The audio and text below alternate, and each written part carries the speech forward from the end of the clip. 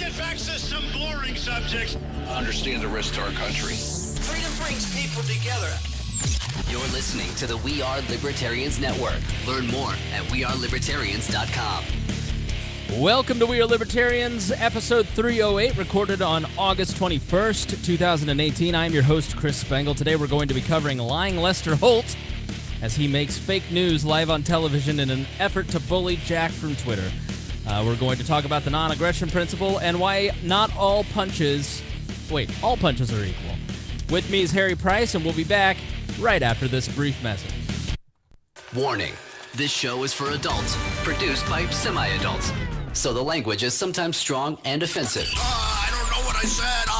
Welcome to We Are Libertarians, where our goal is to help you sound smarter while talking to your friends. We examine current events from a libertarian perspective while treating modern politics with all of the irreverence it deserves. There has been lie after lie. We toss out the screaming heads, put people before political parties, and give context to the news to make you think.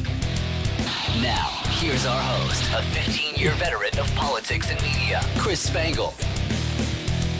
You're trying to piss me off right at the beginning of the show, aren't you, Harry? Yes, I am. Yeah. Yes, I am. So Harry Price joins us. Welcome to this episode of We Are Libertarians. So glad to have you join us. Harry, how are you today? Going good, Chris. How are you? What did you show me right at the beginning? So I showed him like this one thing. It's like you can't publish as your page right now. Warning from the FaceTubes, because I refuse to give FaceTube more of my personal information. Right. So they have blocked me from posting to the page. So meh. All right. Well, I refuse. you don't ever get on there anyways. I've posted like 3 times, but Yeah. Stone does such a better job than I do, so I just let him do it. Good old Stone Aldridge. Just shout out for our boy Stone. Stone runs the Instagram, and listen, Stone has 2 goals before the end of the year, and we should put this front and center, because Stone is like 21 from Georgia. He just fell in, a big fan of the podcast, young man, very intelligent and very hardworking, and went out to join the Patreon a year ago. Bought like a preloaded card to join at $25 a month, and so any of you who like, I don't have $5 to give to my favorite podcast that brings me so much joy and love and respect and information. This young man's out there working hard to help support the empire of We Are Libertarians. And so Stone decided, I said, I can't take the Facebook page anymore. I can't do this. I don't have time. I want to read articles and prep for the news. I need somebody to do social media. So Stone took over the Instagram and the Facebook and has been posting our fire memes. And we're up to about 250 profile visits on Instagram. We're trying to get to 1,000. So make sure you go visit the profile of We Are Libertarians on Instagram. And then 100,000 Facebook likes. So if you haven't liked the page, please go like the page. I'd also like to throw in, let's get to 1,000 YouTube subscribers, because we're at like 750 and we need 1,000 to start monetizing. So I'd like to, get to 1,000 if we can. And plus, it just looks cool. Mark Claire at Lions of Liberty has more YouTube subscribers than us, and they just post the audio. I post the audio, the video, clips, and we have a brand new YouTube series. Have you checked out the new YouTube series yet? Yes, I have. Yeah, All right, with Sarah Bradney. Excuse me, I'm on my second show today already. Sarah Brady Wagner with Fundamental Freedoms. And so we're doing a YouTube series with Sarah where every Sunday night at 8 p.m. we're posting a new video. And so we posted the introduction one. You can find that at wearelibertarians.com, our Facebook, our YouTube, our Vimeo, our Twitch, our other Twitch. You can find it everywhere. Which is great, because I actually threw it up on the big screen of the TV, and when my wife walked in, she's like, "Ooh, is this some crazy crazy feminist ladies going to spew some nonsense?" I was like, "Actually, no, not this time." No, not yet. Yeah. So we've already got the next couple weeks plotted out, scheduled out, and they're really great. So she's doing a great job, and she has a podcast called Speaking of Liberty. So speakingofliberty.com, check that out. Yep. And it's really nice. It's actually very well put together. It was, I don't know if I was was expecting, garbage, but our usual low standards. Well, no, but yes. it was blown away. I was like, wow, I can't believe Chris did this. Thank you. Yeah, Sorry, assisted with this. Probably more her. Yeah, well, we bought the equipment. We had some folks fundraise. We fundraised about $250, and that's the quality of video that you can do if you $250 on some lighting and some clips and tripods and mics and all that stuff. And then, I'm a quasi-professional video editor at work, so yeah, I'm real excited about that. We're doing all kinds of, and you're to blame for this, so you're forever to blame for me bitching. I started doing the Chris Spangle show every day. I've done it every weekday. And they're creeping up to 40 minutes today, but no, I'm going to keep it about 20 minutes. And every day, a 20-minute, 30-minute, just for your drive-in. Because here's the thing. I'm a downloader. Thank you. Not a listener, but a downloader. That's all I care about. I just need your download. I do listen. Yeah. So the thing is we have, you can... How many stories right now are in the Trello? I'm not counting those. Probably 100. It scrolls. Yeah. It scrolls. There's- I'll put it that way. It scrolls. Right. There's at least 100 stories from just the last 3 days. Like, news is moving so quick, and I've got so much to say, and I've got so much that I think you need to hear that we can't fit it into a We Are Libertarians episode, especially if we're going to try and keep these at 90 minutes. You made me turn off notifications for the board finally.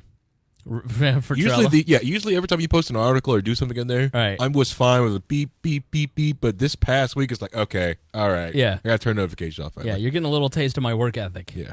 6 a.m., 9 p.m., 1 a.m., it's just beep, Trello, beep, Trello. Because I get in my Feedly, and then when I see an article, I'm like, oh, put this on my board, and then it pushes it to the Trello. So anyways, check that out. If you're a fan of this show, then you're going to love that show. You're gonna eat it up. It's just me talking into a mic for about 20 minutes a day about a main story that really is grinding my gears, and then a few little short undercovered news stories.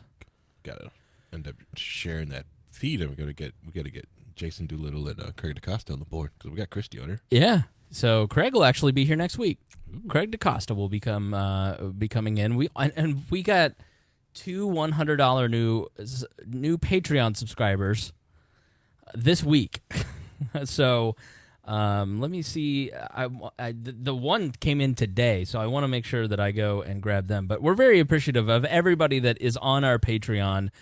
As we have detailed, and we will detail tonight, the mainstream press is just letting us down at an astronomical rate, and so media is completely changing and turning back into like the patronage system. So in the Middle Ages, the way that art and anything was created in the Middle Ages is that patrons would go and fund somebody like Michelangelo or Johann Sebastian Bach or whomever, and you would write books and create music and create art through the system of patronage.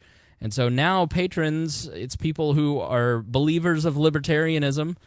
You guys are funding us. And so we want to especially thank Paul Jonathan Eads Jr. first. He was the first one to jump in. And Donald Keller, who joined just today. And see, he's doing something smart. He is actually with an organization. And so he knows, I don't know if he knows this, but the Libertarian Coalition is the group. And he's like, if we donate $100 a month, he's going to mention us on every single episode. And it's actually kind of smart. So listen, if you're an organization, I'm going to read the Liberty Coalition every single episode. So thanks to those guys for supporting our work. Really appreciate the Liberty Coalition and the Libertarian Coalition. And it's something that I believe in, where it's trying to bring people together. I have very strong words for Joshua Smith and the Libertarian Party later in this episode. So stay tuned for that. But first, we have to get to Alex Jones. Now, we have to do the disclaimers. The beginning is Alex Jones is a nut. Alex Jones says things that aren't true. Alex Jones, conspiracy theorist, blah, blah, blah. So, because if you defend somebody's right to free speech, then people automatically strawman you and say, you just must believe in everything that they believe in, which is why censors usually start with somebody like Alex Jones or as you made the point a couple weeks ago, sex workers or hackers or undesirables. Correct. The undesirables, the people who are don't show up to be to the PTA meetings with their gigantic flags and minivans. Right. Yes, the less respectable members of society. Quote unquote, like people like culturally aren't like respectable. Right. So, you know, we did an episode on this a couple weeks ago, and Jones, when 15 different companies, and I actually spoke to Twitter today, and I said in their sales department, I was like, hey, just so you know, I took this phone call because you didn't do what the other 15 companies did, and you respect free speech. And so I answered your phone call. Nice. Because if Facebook had been calling, I probably wouldn't have. So it would have been just another sales call. But I think it is important as consumers to let companies know when they do the right or the wrong thing. And it doesn't mean that these companies don't have a right to do what they want with on their property. So that's the other caveat is, yes, we agree with property rights. No, we don't agree with things that Alex Jones says. Correct. Okay? But we have to look at the precedent being set.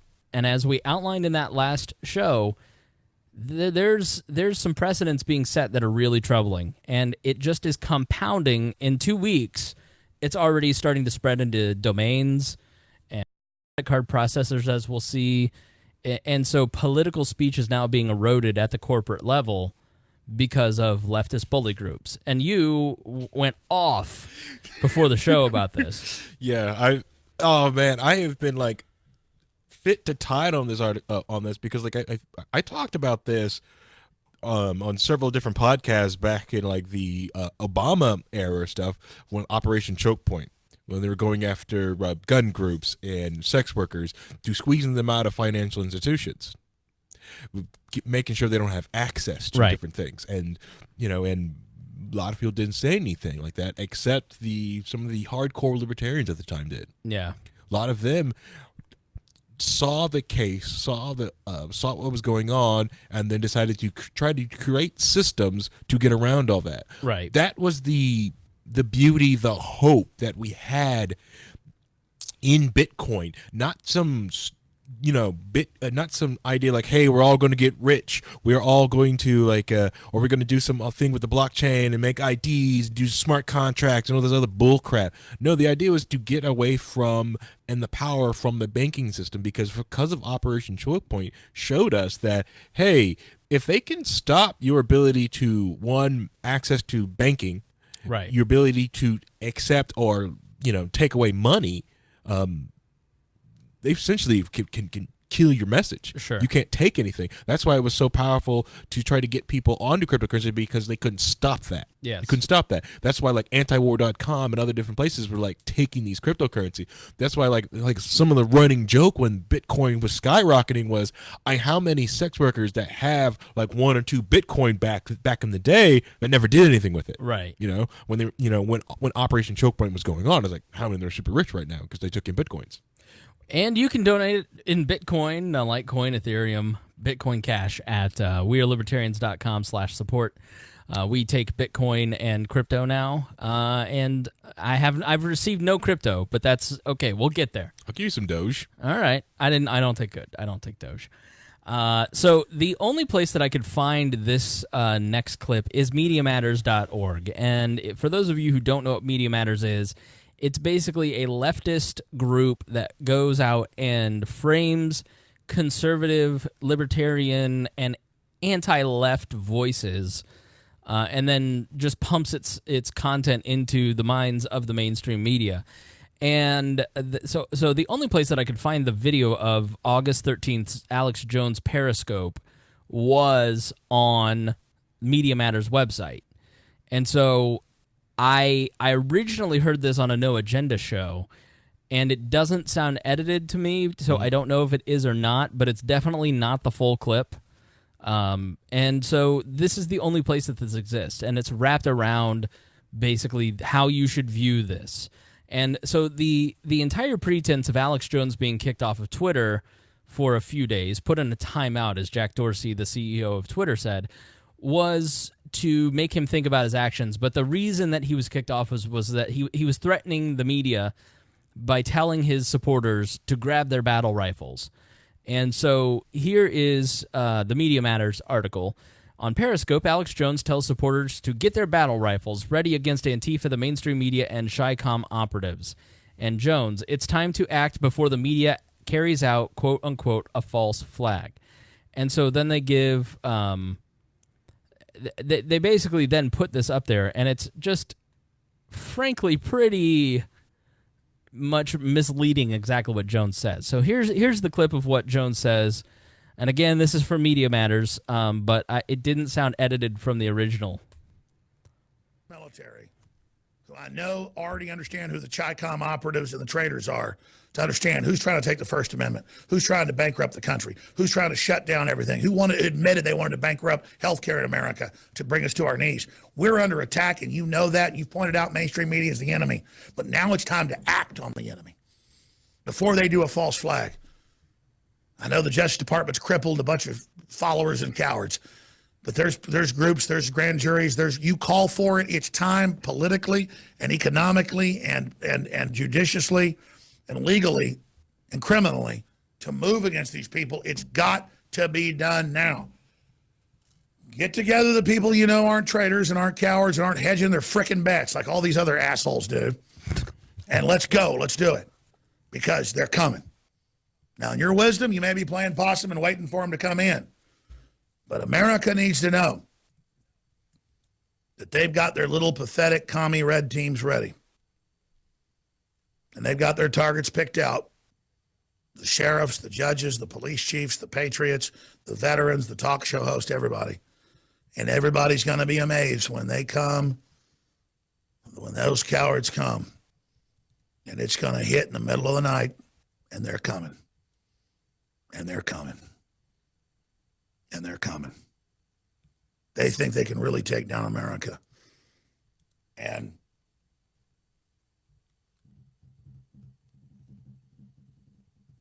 this is it. He's leaned back in his chair, contemplating. So people need to have their battle rifles and everything ready at their bedsides. And you got to be ready because the media is so disciplined in their deception. Antifa attacked all these people at the White House, beat up reporters, beat up women, children, no coverage. And they've got discipline, folks. They've got criminal discipline because they're a bunch of followers. Here's Vimeo banning us. All right, so the battle rifles thing was, in my mind, a self-defense. The way that he phrased that, it seemed like self-defense. Right. When you hear that, have you heard that before? Well, like keep your battle rifle by your bed. No, I'm saying the whole clip. Have you heard that Alex Jones clip? No, I haven't. No. Okay. No, only thing I heard was like Alex Jones trying to describe it, and he's talked about how it was cut up and stuff like that. Right. I heard that. Okay. And so this was the clip that got him banned because then people who follow Media Matters started barraging Twitter, basically saying he's using Periscope, which is owned by Twitter, to incite violence. In your opinion, did you think he was inciting violence in that clip? If he's inciting violence in that clip, then you can probably go after every preacher on Sunday. Right. In what way? Talk about you've got to have your armor on for Jesus and get your sword of righteous anger out there. Right. It's the exact same type of like rhetoric or words someone would use. But even in this one, it's like, you have to be ready and have this sitting there by your side. Well, yeah. Okay. He's not citing for violence. He's not calling for people like, hey, we're going to do violence. We're going to meet up at this location X, and we're going to make sure you bring your rifles and bring plenty of ammo. He's not saying that. He's not even remotely saying to that. He's mostly saying, like, you got to have your group, and you've got to be ready. That's about it, because especially within also context of how the show is. If you listen to his show, which is also there's nothing wrong with entertaining conspiracy theories. I think there's something wrong with some of the dystopian gloom and gloom through it. Right. That Alex Jones show sometimes gives off. Not all the time, but sometimes. And in context of how that show plays out, this seems par for the course. Right. Of the entertainment of the Alex Jones show.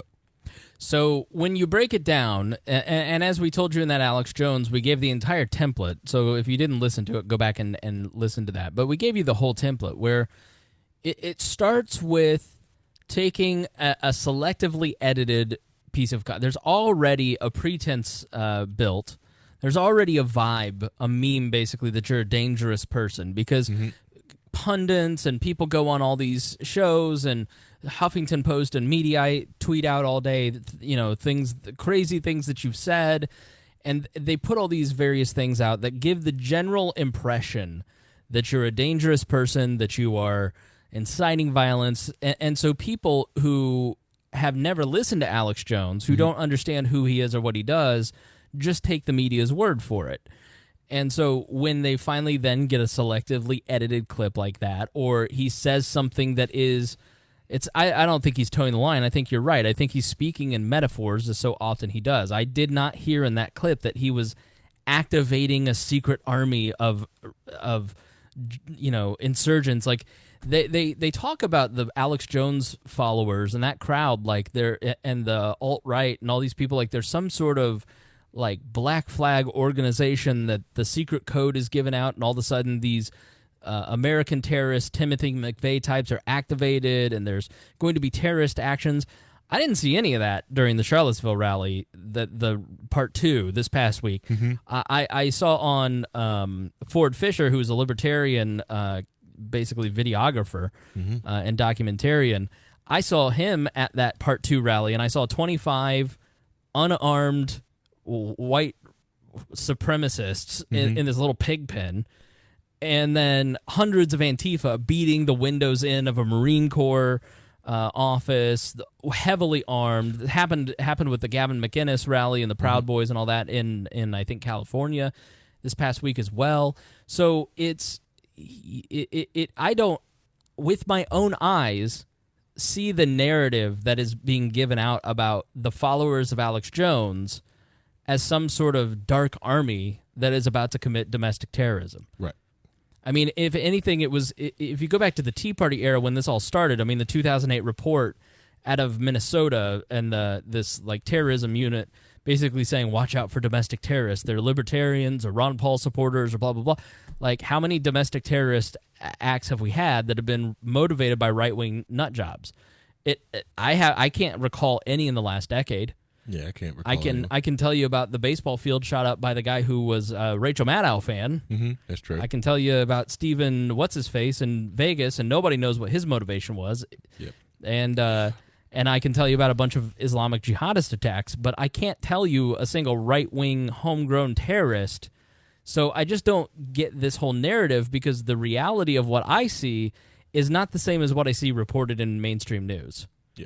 And the only one they really try to go back for is Timothy McVeigh. Right. And it's like, okay, well, what was Timothy McVeigh's motivation? What made him do what he wanted to do? Right. I'm not saying I support what he did, but why did he do the thing that they claimed that he did? Well, Janet Reno murdered a bunch of women and children and innocent people at a compound in Waco, Texas. Yeah. That's why he did what he did. The federal government killed people at Ruby Ridge. Correct. And the federal government was overly heavy-handed in these incidents. But that was 30 years ago at this point? 20 years? No, not 30. That was, about 25 years ago, almost 25 years ago. Yeah, so we're talking decades. Yeah, since the militia movement. Correct. And so to paint the, and there's definitely nothing about the alt-right that I'm a fan of. Like they're not right wing anyway. Richard Spencer, for instance, I think is he's a collectivist. He is a racist. He is incredibly distasteful, which is not right wing. Right, it can be over there. But I also don't see the guy inciting violent riots. No, I see him getting punched by leftists. So the whole narrative just totally falls apart. And what it really comes down to is they're trying to create this idea that these are dangerous people, that these people who believe in these certain things are dangerous people, when in fact, meet a white supremacist, meet a Klansman, meet a Nazi. They're pathetic human beings. Like, the idea of a Nazi and a white supremacist and a Klansman was always very scary to me until I met one about 2 years ago. And I was like, wow, what a pathetic human being. So, what they do is they create an environment where whenever they can get you out of context saying something like this, they can then do what Lester Holt and Brian Stelter on CNN did to Jack Dorsey. They sit down with a CEO, and I guarantee maybe Jack Dorsey saw the Alex Jones clip. Mm-hmm. And being a left-leaning person, probably saw it as a dangerous thing because he probably doesn't listen to Alex Jones either. And he even admits in one of these interviews, like, we're a left-leaning biased company and we have to watch that. We have to police that. So, his instinct is, I'm not going to fight. I mean, it's borderline and people are outraged by it and the mob is at my door. And so it's like, how do I explain the nuance of, like, this guy is just, he's like a preacher. He's using metaphor. I just got to do something, and I know that banning him outright would be wrong, so I'll give him a timeout. I'll give him a short ban.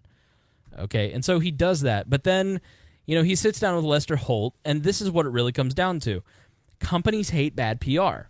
Right. They don't want bad PR, plain and simple. And so, because it cuts into their ability to return money back to their shareholders. Mm-hmm. And CEOs are held responsible when not enough money is given back to their shareholders. Correct. So a free speech platform like Twitter or Facebook does not ultimately care about free speech. They care about returning money to their shareholders. Mm-hmm.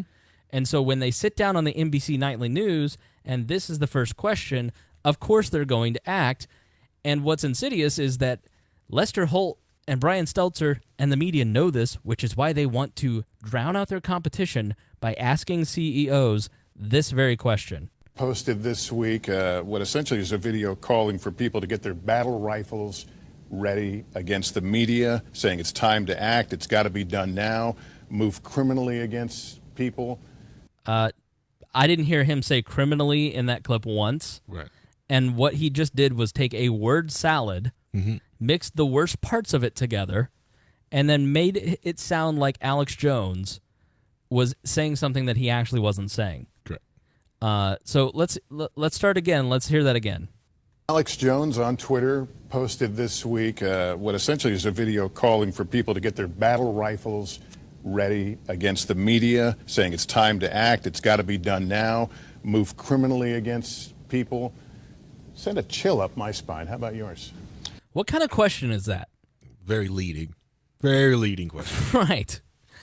Alex Jones said the N-word and that he'd like to kill all black people. Are you for or against? It's like it's. Yeah. Can you play said clip for our answer? That was just as truthful as what we just heard. Well, yeah, that's what the thing is. Like, all right, I didn't hear said clip, didn't know about said clip, and people post millions of things a day. Can't Right. police them all, bro. Right. I am now producing 87 hours a week of broad. Like, do you think that there isn't something that I'm going to say that isn't accurate? It may not be false because my intent is not there, but I'm definitely going to say things. If I'm doing a daily show plus this show Mm-hmm. and going on other shows, I'm definitely going to say things that are inaccurate from time to time or inartful. That's why we got the massive producer core, a.k.a. the listeners, that we're Right. more than happy to help keep us on the right track and show us where we're wrong, which we appreciate, even though, we kind of joke sometimes. But we like it because it keeps us on our toes, and, and we do not want to spread out inaccurate information, and you understand how busy we can be, so we appreciate that. But, yeah, you're absolutely right. The idea that these CEOs who are probably far removed from anything that's going on into the day-to-day with that, Right. other than, like moving things and getting budgets approved and moving things around. That is a department. Some department is holding that, because if that CEO has anything to do really factual with going on there, then he's a micromanager. Right. And they're, they can't work anyways. None of those programmers can work. None of the engineers can do anything. The mods that they have can't do anything because the CEO comes over and micromanages them. Right. Hey, get these up for ban. Are they okay for ban? Right. And you're very right. It could have been somebody censoring Alex Jones because they had a political motive, and then he's got to go on national television and defend it and make up a phony baloney response. So he's just been asked, it sends up a chill up my spine whenever Alex Jones threatens to kill people. What about you? It did. I mean, there's a number of actions that we believe help a call to incitement to violence, and those are the things that we need to make sure that we are protecting a broader collective, and we're taking action on it. You've taken action against him in this instance. What is it? Can you tell us what it is? I believe we put him in a timeout, removing his ability to tweet for a time period. Just a short time period? For a short time period. This is consistent with how we enforce these particular rules. At what point, though, do you have to recognize a pattern? Not just a single tweet or a single video, but a pattern.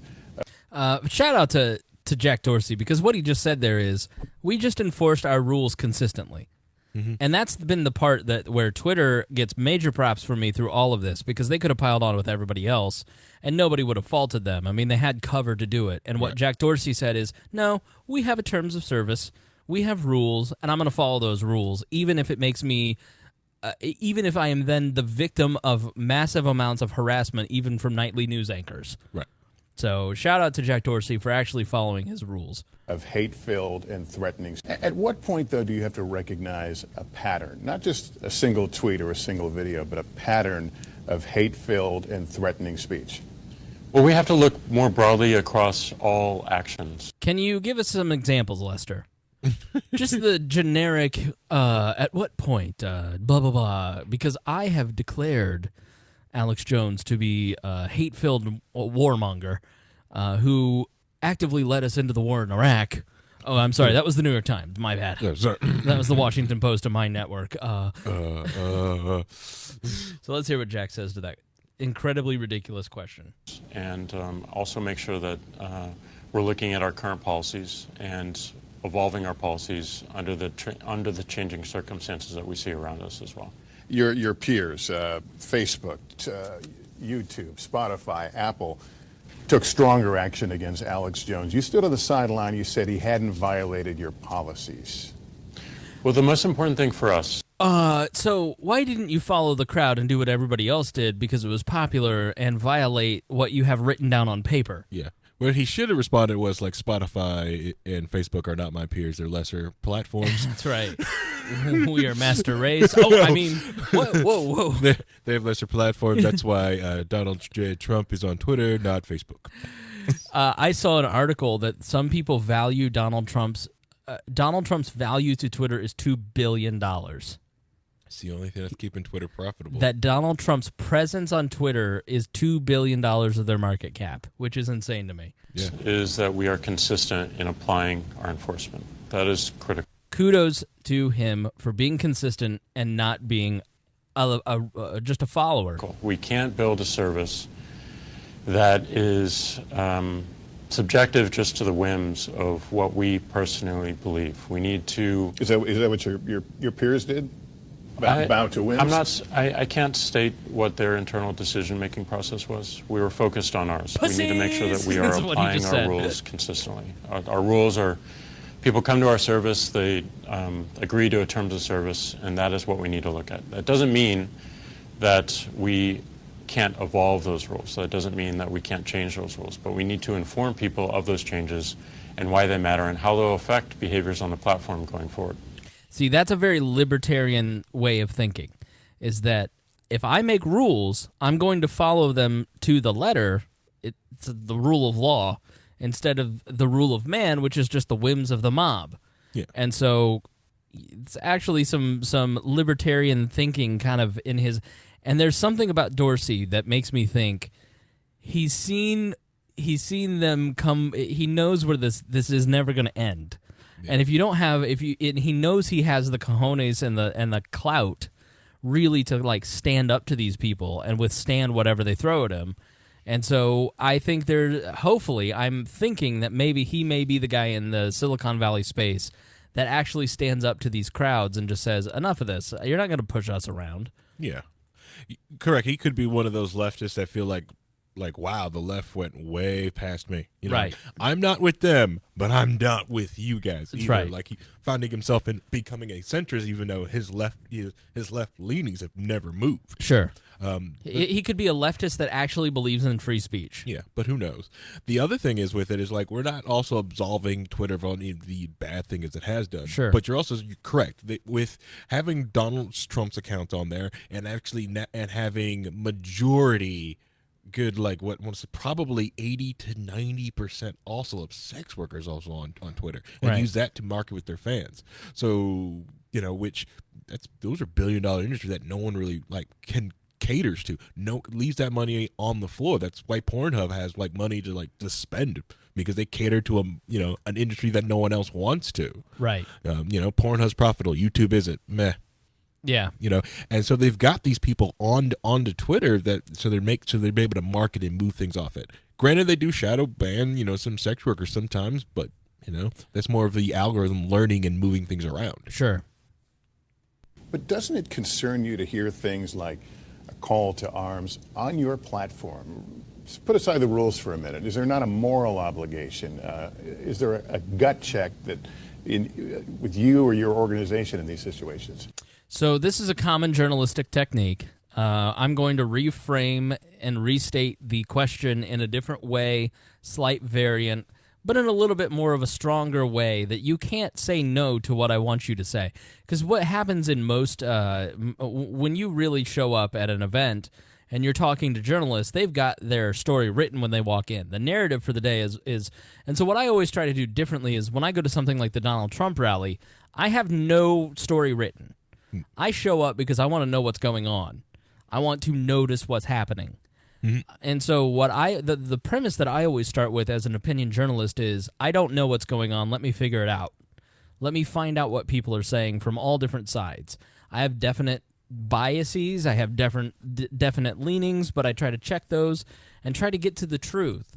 And so if I go to something like a Donald Trump rally, which we did a couple years ago, and I walk in, I go, it's going to be nothing but rednecks and bumpkins. And then you walk in, and it's nothing but clean-cut, upper-middle-class white people. And you're like, oh.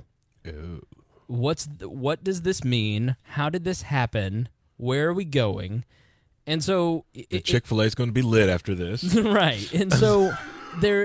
but you walk in, and the journalists that were there all had their stories written. The crowd is violent. The crowd is this. Donald Trump's going to beat someone up. It couldn't have been further from the truth. Like at a Donald Trump rally that we went to, mm-hmm. and that we covered, it was people they would walk by and they'd heckle. Mm-hmm. In the way that somebody heckles a comedian during a performance, they heckled the media that way. Mm. They didn't shout vitriol. So when Jim Acosta of CNN says he's being, violently taunted, I don't buy it. I don't believe it, because I've seen it with my own eyes. And so the same event that I went to, people were like, Donald Trump did this, and he was awful to the media, and the crowd turned around, and I saw the smiles in the faces of people as they turned around and shouted at Rob Kendall wearing a Make America Great Again hat. So oftentimes they're so bound to whatever narrative that they have pre-written mm-hmm. that they don't want to change the script.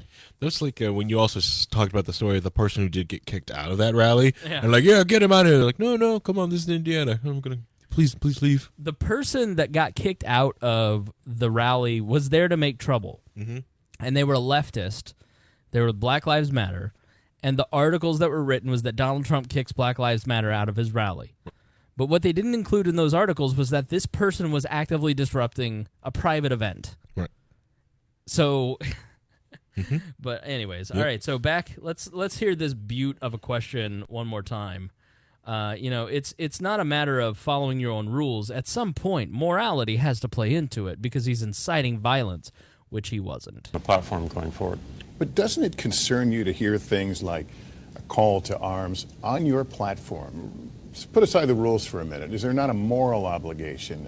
Is there a gut check that with you or your organization in these situations? Well, it is concerning. I mean, we have to put the safety of individuals first in every single thing that we do. And we need to enforce our rules and also evolve our rules around that. So the actions by accounts like Jones can be dangerous, and they can be things that have real-world effects off the platform. And we need to make sure that we're taking that into consideration and evolving our rules going forward. So tell me how you're doing that. Specifically, how are you changing? Right, so we'll end with Lester there, but you hear him buy into he buys into it wholesale, mm-hmm. and he then talks about security. And security has always been one of the most fundamental ways that people erode freedoms. Right. They because you're not going to argue that you're not going to argue for dangerous pretense. It's like the Edward Snowden case. It's like PRISM got built because people weren't going to stand. Like people didn't care enough about privacy. They were scared. Right. And so when people are scared, then they'll do whatever you want. Correct. Yeah. PRISM gets built. You let Union soldiers come into your town, and you're scared. You give them booze. Next thing you know, they burn the thing down because they're drunk. So let's move on to go. Are you sorry? That was so Civil War joke. So, baby Brian Seltzer, Stelter. Damn, son. Brian Stelter, who I originally really liked, but now I have seen the bias that he carries, and as a media critic, so he hosts this show called Reliable Sources on CNN, and so it's on the Sunday panels, and it's basically a media criticism show. And Howard Kurtz used to host it, and then he said or wrote something that was offensive, and then he got moved. He's now at Fox, and so I forget what Howard said, but anyways, so Brian Stelter came in, and he's got a very fleshy head.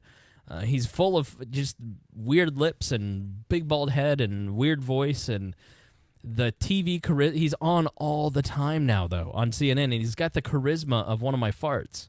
I take that back. My farts are very charismatic, but so. And he's just is like, he can't believe that we all don't just wholesale buy that Donald Trump is bought and paid for by the Russians, and he's breathless at all the, like, he's just the dean of the journalistic superiority complex. Like, he's the keeper of it. He and Jim Acosta get together on Sundays and talk about how important they are and how they're saving humanity in their little club. Sleepy Chuck Todd comes over, and then they start talking about, how they single-handedly are making America great again, and how dare those idiot people out in the middle of the country question us in any way, shape, or form. I'm just sorry I got this idea of them going out to brunch after doing hot yoga, and discussing, themselves with mimosas. So Brian Stelter has on Jack Dorsey, and here's how that goes. Alex Jones and InfoWars around the initial announcement that no, he has not been abusing, no, he has not been over the line, but then a few days later giving him a timeout? Well, our system works by people reporting content. So we're not in a place to proactively review everything. I'm sorry. So he shouldn't have said that. Because now that he's said how their system works, what's going to happen, Harry?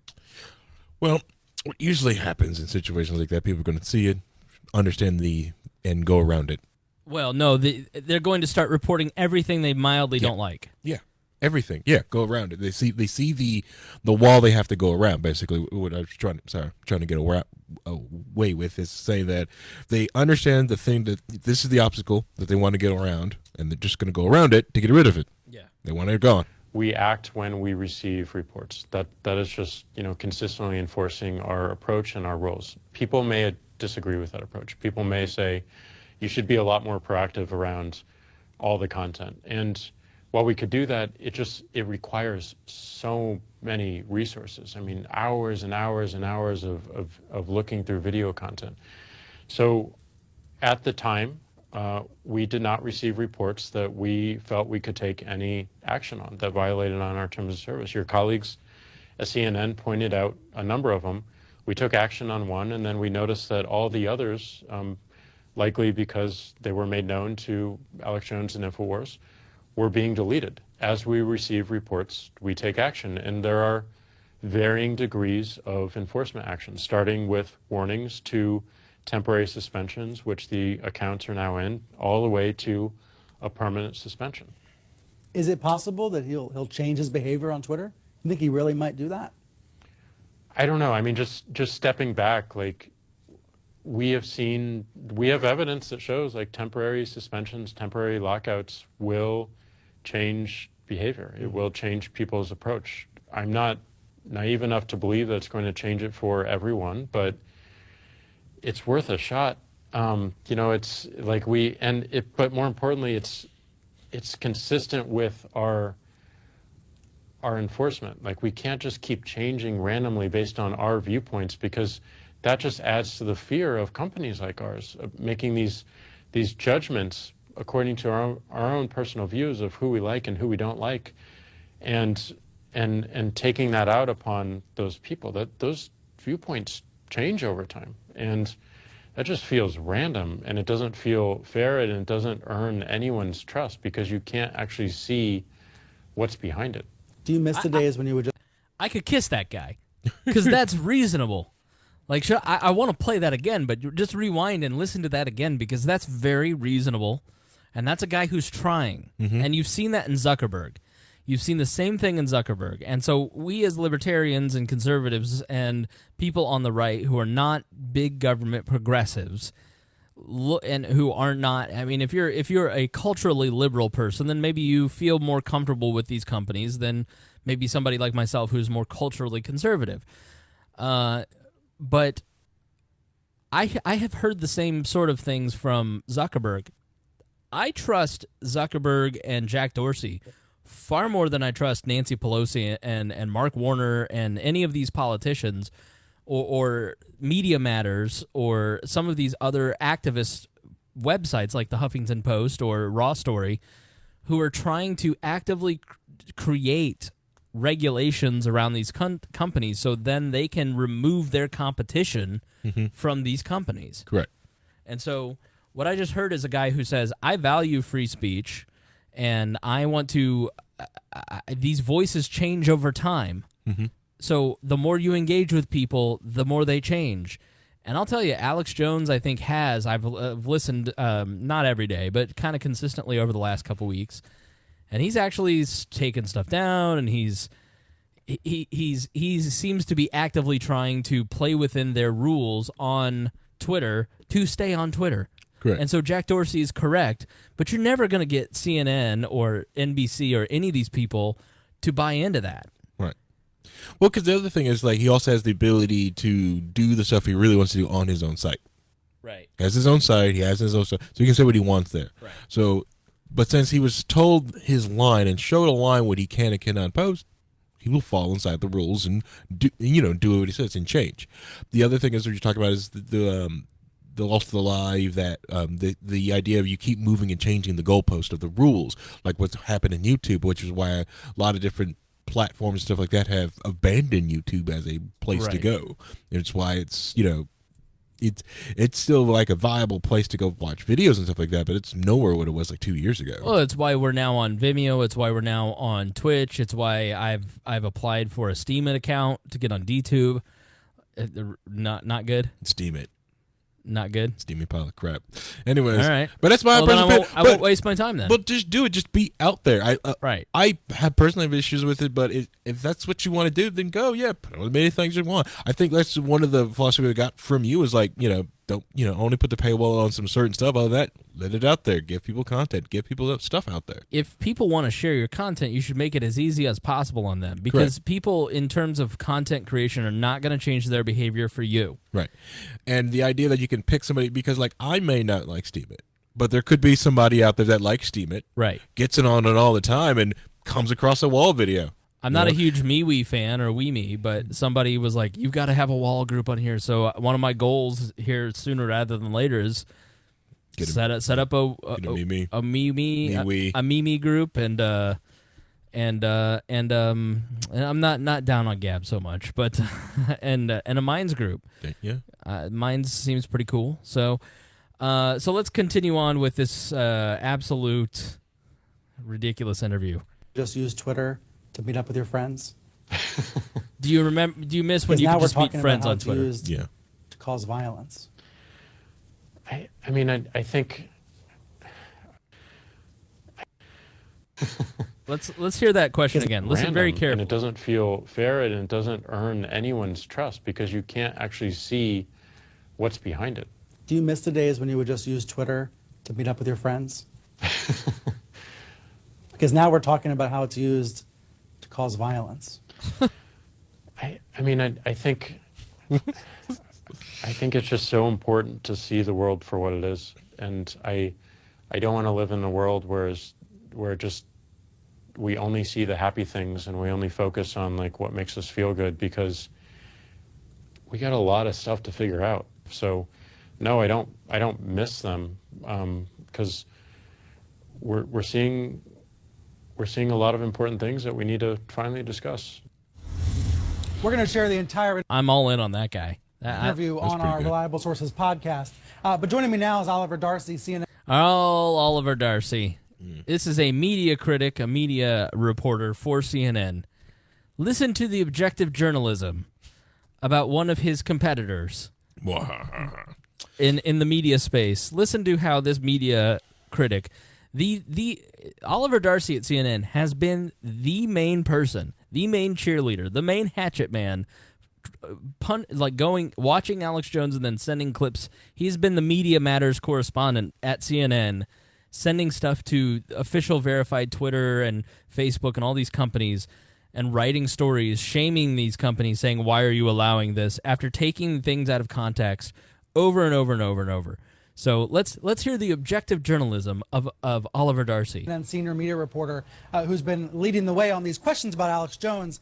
Are Twitter's answers satisfying? Well, one, it sounds kind of comical that he thinks that putting Alex Jones in a Twitter timeout for a week is going to really affect his behavior. But two, it sort of sounds like he's a college professor. He's dealing in hypotheticals and philosophy here. But this isn't a classroom. There are real problems that are having real impact on people's lives, and it's happening now. I do think he's asking the right questions. But to Sure. your point, maybe he's short on answers. Right. You asked for a timeline, for instance, on some of the stuff, and he doesn't have a timeline. But even the current policies that are put in place for reporting harassment, they don't seem to be working. And it's curious why, he doesn't have any answers. He doesn't have any answers for today, right now. How can Twitter better affect the discourse on politics? And it's just kind of baffling, too. I thought Mike Allen of Axios said it really well in his news. Oliver Darcy, by the way, is a former Blaze reporter. He worked for Glenn Beck. What caught you? What made you laugh so hard? You sound like a professor. This is comical. I'm like, he runs a website with open source federated technology that posts memes and dick butts, and you're talking to him like he's not a professor. He's like, that should be lower than what a professor is. He's just running a site that people post things to. Right. He's treating him like he's literally like controlling the thought. He got culture on his thumb, and he can just do what he wants to it. This is comical. That is laughable. Right. Him going after that. That's so ridiculous. Making Twitter to seem like, it's some sort of like congressional house. Like, I can't believe he did this on the House of the Steps. This is where Abraham Lincoln tweeted. No, it's Twitter. We're posting memes. Okay, we post memes and stupid stuff and our food. Right. I like to tweet. I've got a Twitter account, and all I do on this Twitter account, if you can find it, good freaking luck. Hans the Spider. How dare you? No, I don't really use that one that much anymore. But like I use one, and all I do is post stupid comments about like food, health code violations of restaurants I go to. Right. That's all I do on this account. I go around Indy. I just post health code violations. No one cares. I don't have that many followers because no one gives a damn. Well, the thing that's funny about that is Oliver Darcy is a former Blaze reporter, then went to the Daily Caller, then worked at Business Insider. Now he works for CNN. So here's a formerly fairly conservative-leaning guy. He's actually the person that when we did the Ron Paul interview, I tweeted at him. He put it on the Blaze website, which went to the Daily Caller, which went to the Huffington Post, which made us go viral. And our biggest downloaded episode's 114,000 downloads. Shout out Ron Paul, birthday yesterday, 83 years old, August 20th. So would have been a great president. It would have been the best. So I'll save my Ron Paul tribute for later, but it was so funny. I said something negative on. I've been critical of Ron Paul for various realistic reasons, and I was reading through the ratings and reviews. Please go rate and review us on iTunes or Google Podcast or Stitcher. Give us 5 stars. Otherwise, don't bother. And one of them was like, "I'm not listening to this show. They made fun of Ron Paul. They don't like Ron Paul. I'm not listening to this. They're heretics." I'm like, okay, get lost, pal. But I don't know. I just listen to this and I just go, What universe are these people living in? I don't know. They've got their own weird ones, especially this Darcy guy. Yeah, they all have this weird box that they live in, and I don't know. It's delusional, right? Or just not baked or grounded in any type of reality. The idea that, sorry, I wanted to go back to this Darcy thing. I'm sorry. The idea that they want to talk Twitter this way, while Facebook has done so much garbage. And I'm not talking about that whole, like, let these Russian bots on. I'm talking about the manipulation of the algorithm to just do experiments on people. Right. You know, the idea that, hey, we're going to make the Facebook app crash on people through an update just to see what they'll do. So and that's not news. Them manipulating people. Right. I don't see Twitter doing that, messing with the algorithm to just mess with people. So it's not caught anyone. I went to fact check myself. Okay. And I ended up on this website called Maranthi TV. I'm not sure what it is, but I found this quote. And so basically they're profiling. I think it's an Indian site because he's an Indian American. Let's see here. He stated in an interview that he thoroughly enjoys watching people, Oliver Darcy, enjoys watching people who abuse their power get reprimanded, especially inside classrooms. He enjoys using his presence online to promote free speech and diversity of thought, and has regularly urged people of opposing ideologies and philosophies to listen to each other and avoid limiting free speech. Screenshotting that, sending to Oliver Darcy later. So, troll him on Twitter. Yeah, like, I should put this in the show notes and everybody send it to him and ask, what happened, Oliver? Let's hear Alex Jones. Let's hear what Alex Jones has to say about all this. Let's give you a chance to actually go and listen. Let's see if he rips his shirt off. It's the truth being murdered that gets me upset. It's that I did a 20-minute live video. This was Monday night.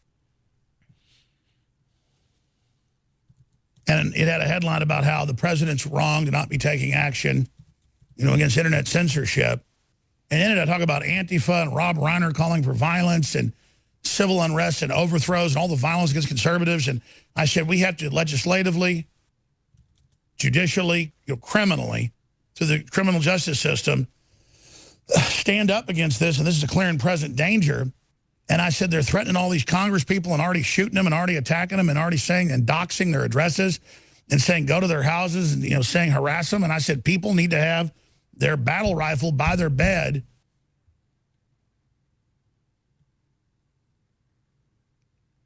Alex? Alex? Hello? I thought he was pausing, but it's just my internet.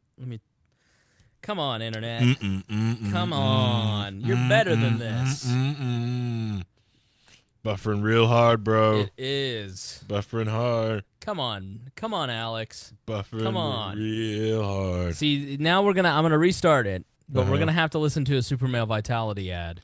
Yeah. Well, he's not using Akamai anymore, so he's freeze-dried organic whole corn, available now at shop.real.video. It's the truth being murdered that gets me upset. It's that I did their battle rifle by their bed. If they get attacked, that's totally defensive. That's Americana. Good God, Alex. Okay, ahead of the midterms, they have gone to complete deception mode. And notice there's no congressional hearings having me speak. Lester Holt isn't having me on to hear what I have to say. Jack Dorsey was just on with Lester Holt. That's a good point. Like, where's the diversity of thought? Why don't you have me on? But, of course, he shouldn't do it because they'll just edit him out of context again. Right. It's the top of drudgereport.com. We'll put that on screen for you right now. Good old Drudge Report. Tech CEO Jack Dorsey on Alex Jones, election security and regrets. And then it's all about, he keeps saying nobody died at Sandy Hook. Well, I'm sad he does that. Not saying that. So it's always a way to just put me back through the ringer over and over again. Meanwhile, they've banned me, blocked me on Twitter for 7 days because the Southern Poverty Law Center and the Media Matters people put out a headline saying I said I'm going to use battle rifles on the media. It's not true. It's all a lie. But Dorsey says he hopes I quit my behavior before he bans me. So then when they ban me, it's like, well, see, we did, and then they're going to ban you too. So I love that's all a big re-education camp. It's all big, giant re-education camp where they just tell me I did all the stuff I didn't do. They never show what I supposedly did. And the clip Media Matters shows, I never say what they said I did. Notice there's just quotes on single words there. Accurate. But all the other media that carried didn't even show the clip. You watch the clip and it's like, I didn't say that. But again, if I did, it wouldn't be an issue. It's the First Amendment. I didn't say use weapons on the media. I don't want them to have weapons used on them. That'll make them victims. I'm worried they're going to false flag and stage something on themselves. And then they're going to send Antifa out to all our houses, which they're doxing everybody saying they are. And I said defensively, be prepared to defend yourself. And they say that is inciting violence. No, it's not. Saying the Antifa can be as violent as they want, that's inciting it. We're having trouble with Tosh Plumlee's phone. It was working great earlier. He's had folks breaking in on it, blocking it, threatening him. They're scared of what he's about to talk about. It's not any classified stuff. It's about the threats. Famous CIA whistleblower. That's why they don't want us on air, because big stuff's coming. But here it is, top story on Drudge. It's also on Infowars.com. Twitter CEO Jack Dorsey on Alex Jones, election security and regrets. Here it is. All right. So that is your Alex Jones recap. Thought he made a couple good points. Facebook has actually apologized. Moving on a little bit, Facebook has actually apologized for removing content from Prager University's Facebook page after the organization claimed they're being heavily censored. This is on Mediaite. We mistakenly removed these videos and have restored them because they don't break our standards, Facebook wrote on Twitter on Friday. Facebook added they will reverse any reduction in content distribution you've experienced. We're very sorry and are continuing to look into what happened with your page. So just like Jack Dorsey said, you've got a problem with people not believing that these companies are open platforms, and that's a huge part of their business model. That's a huge part of their attraction. They don't want 50% of the United States of America to just walk away and say, no, thanks, I'm good. So, so how many of you are listening on Overcast? What podcast app do you listen on, Harry? I use Google Play Music. Okay, I use Downcast. That is Bay. I've tried out pretty much all the major podcast apps, but Downcast is by far my favorite, especially I have like 1,200 subscriptions, so I have a ton. Most of you, 70% of you, on any podcast are listening on the Apple Podcast app, the native app, but Overcast has a fair amount of people, and so Marco Arment, the guy, I think he founded Instapaper, which I use and love. He no longer is involved in it. He went on to run something called Magazine, which was like a magazine on iOS. And now he runs Overcast, which I'm considering doing Overcast ads. On the Overcast app, you can do advertisements within the app, which seems like a really great way to get new listeners, but I'm not going to give them any of my money after what he announced this week. So let me play part of his podcast, because I think if you are listening to us on Overcast, and a fair amount of you are, according to our statistics, I think you need to hear what your podcast app is up to. So let's go to his podcast. 286, I respect a good crust. About 49 minutes in. Where this gets complicated, and where the news this week comes in, is... So essentially he's saying, hey, we use... Basically what these apps do is they import the iTunes directory because they have good standards. They have the biggest... everybody's in iTunes directory because they're OG. And so what a lot of these little apps do is they import the actual directories. Is... The user experience of a podcast app is usually not people entering URLs of all the feeds they want. You can do that. You can go to the website of the podcast you want to listen to. You can find somewhere there's going to be a link to their RSS feed, and you can copy that link, and you can paste that URL into the add URL box in almost any podcast app, and you can listen that way. That's fine. But the way most people do it is they just use some built-in search function of the podcast, and they search a directory of podcasts. By far, the biggest directory out there is Apple's podcast directory. The way you get into Apple's podcast directory is you go to Apple and you submit your feed for consideration, and they make sure that it doesn't break any obvious rules, like that it's not illegal or that it's not obscene or spam, or I believe they don't allow porn or other adult content. Apple has people review those, and then they say, okay, this is okay to be in our directory, and they add us to the directory. They're still not actually hosting the file, but they're maintaining a search index.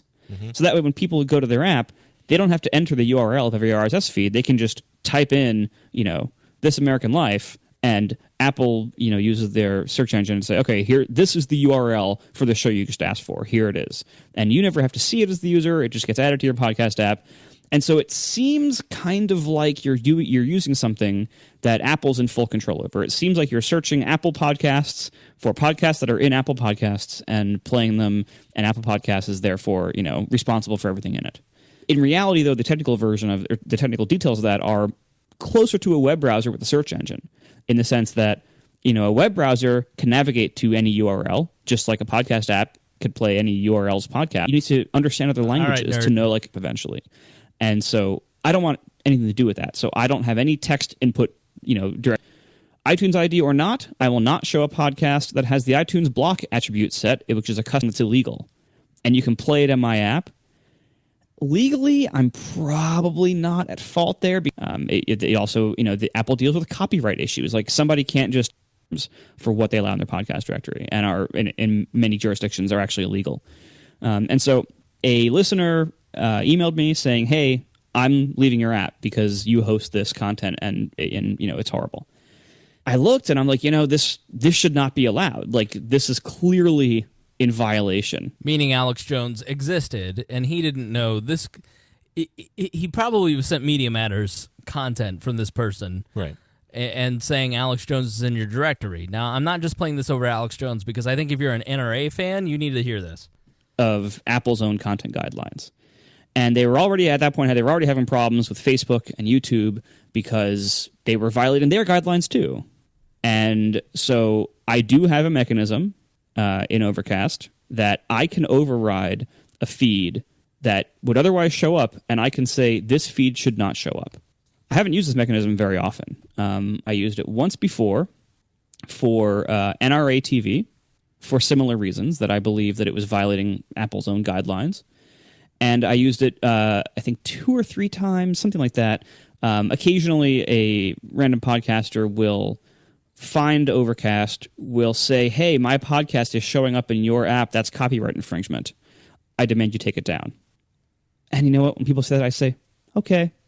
And I set this flag. And it's gone from Overcast. Anyway.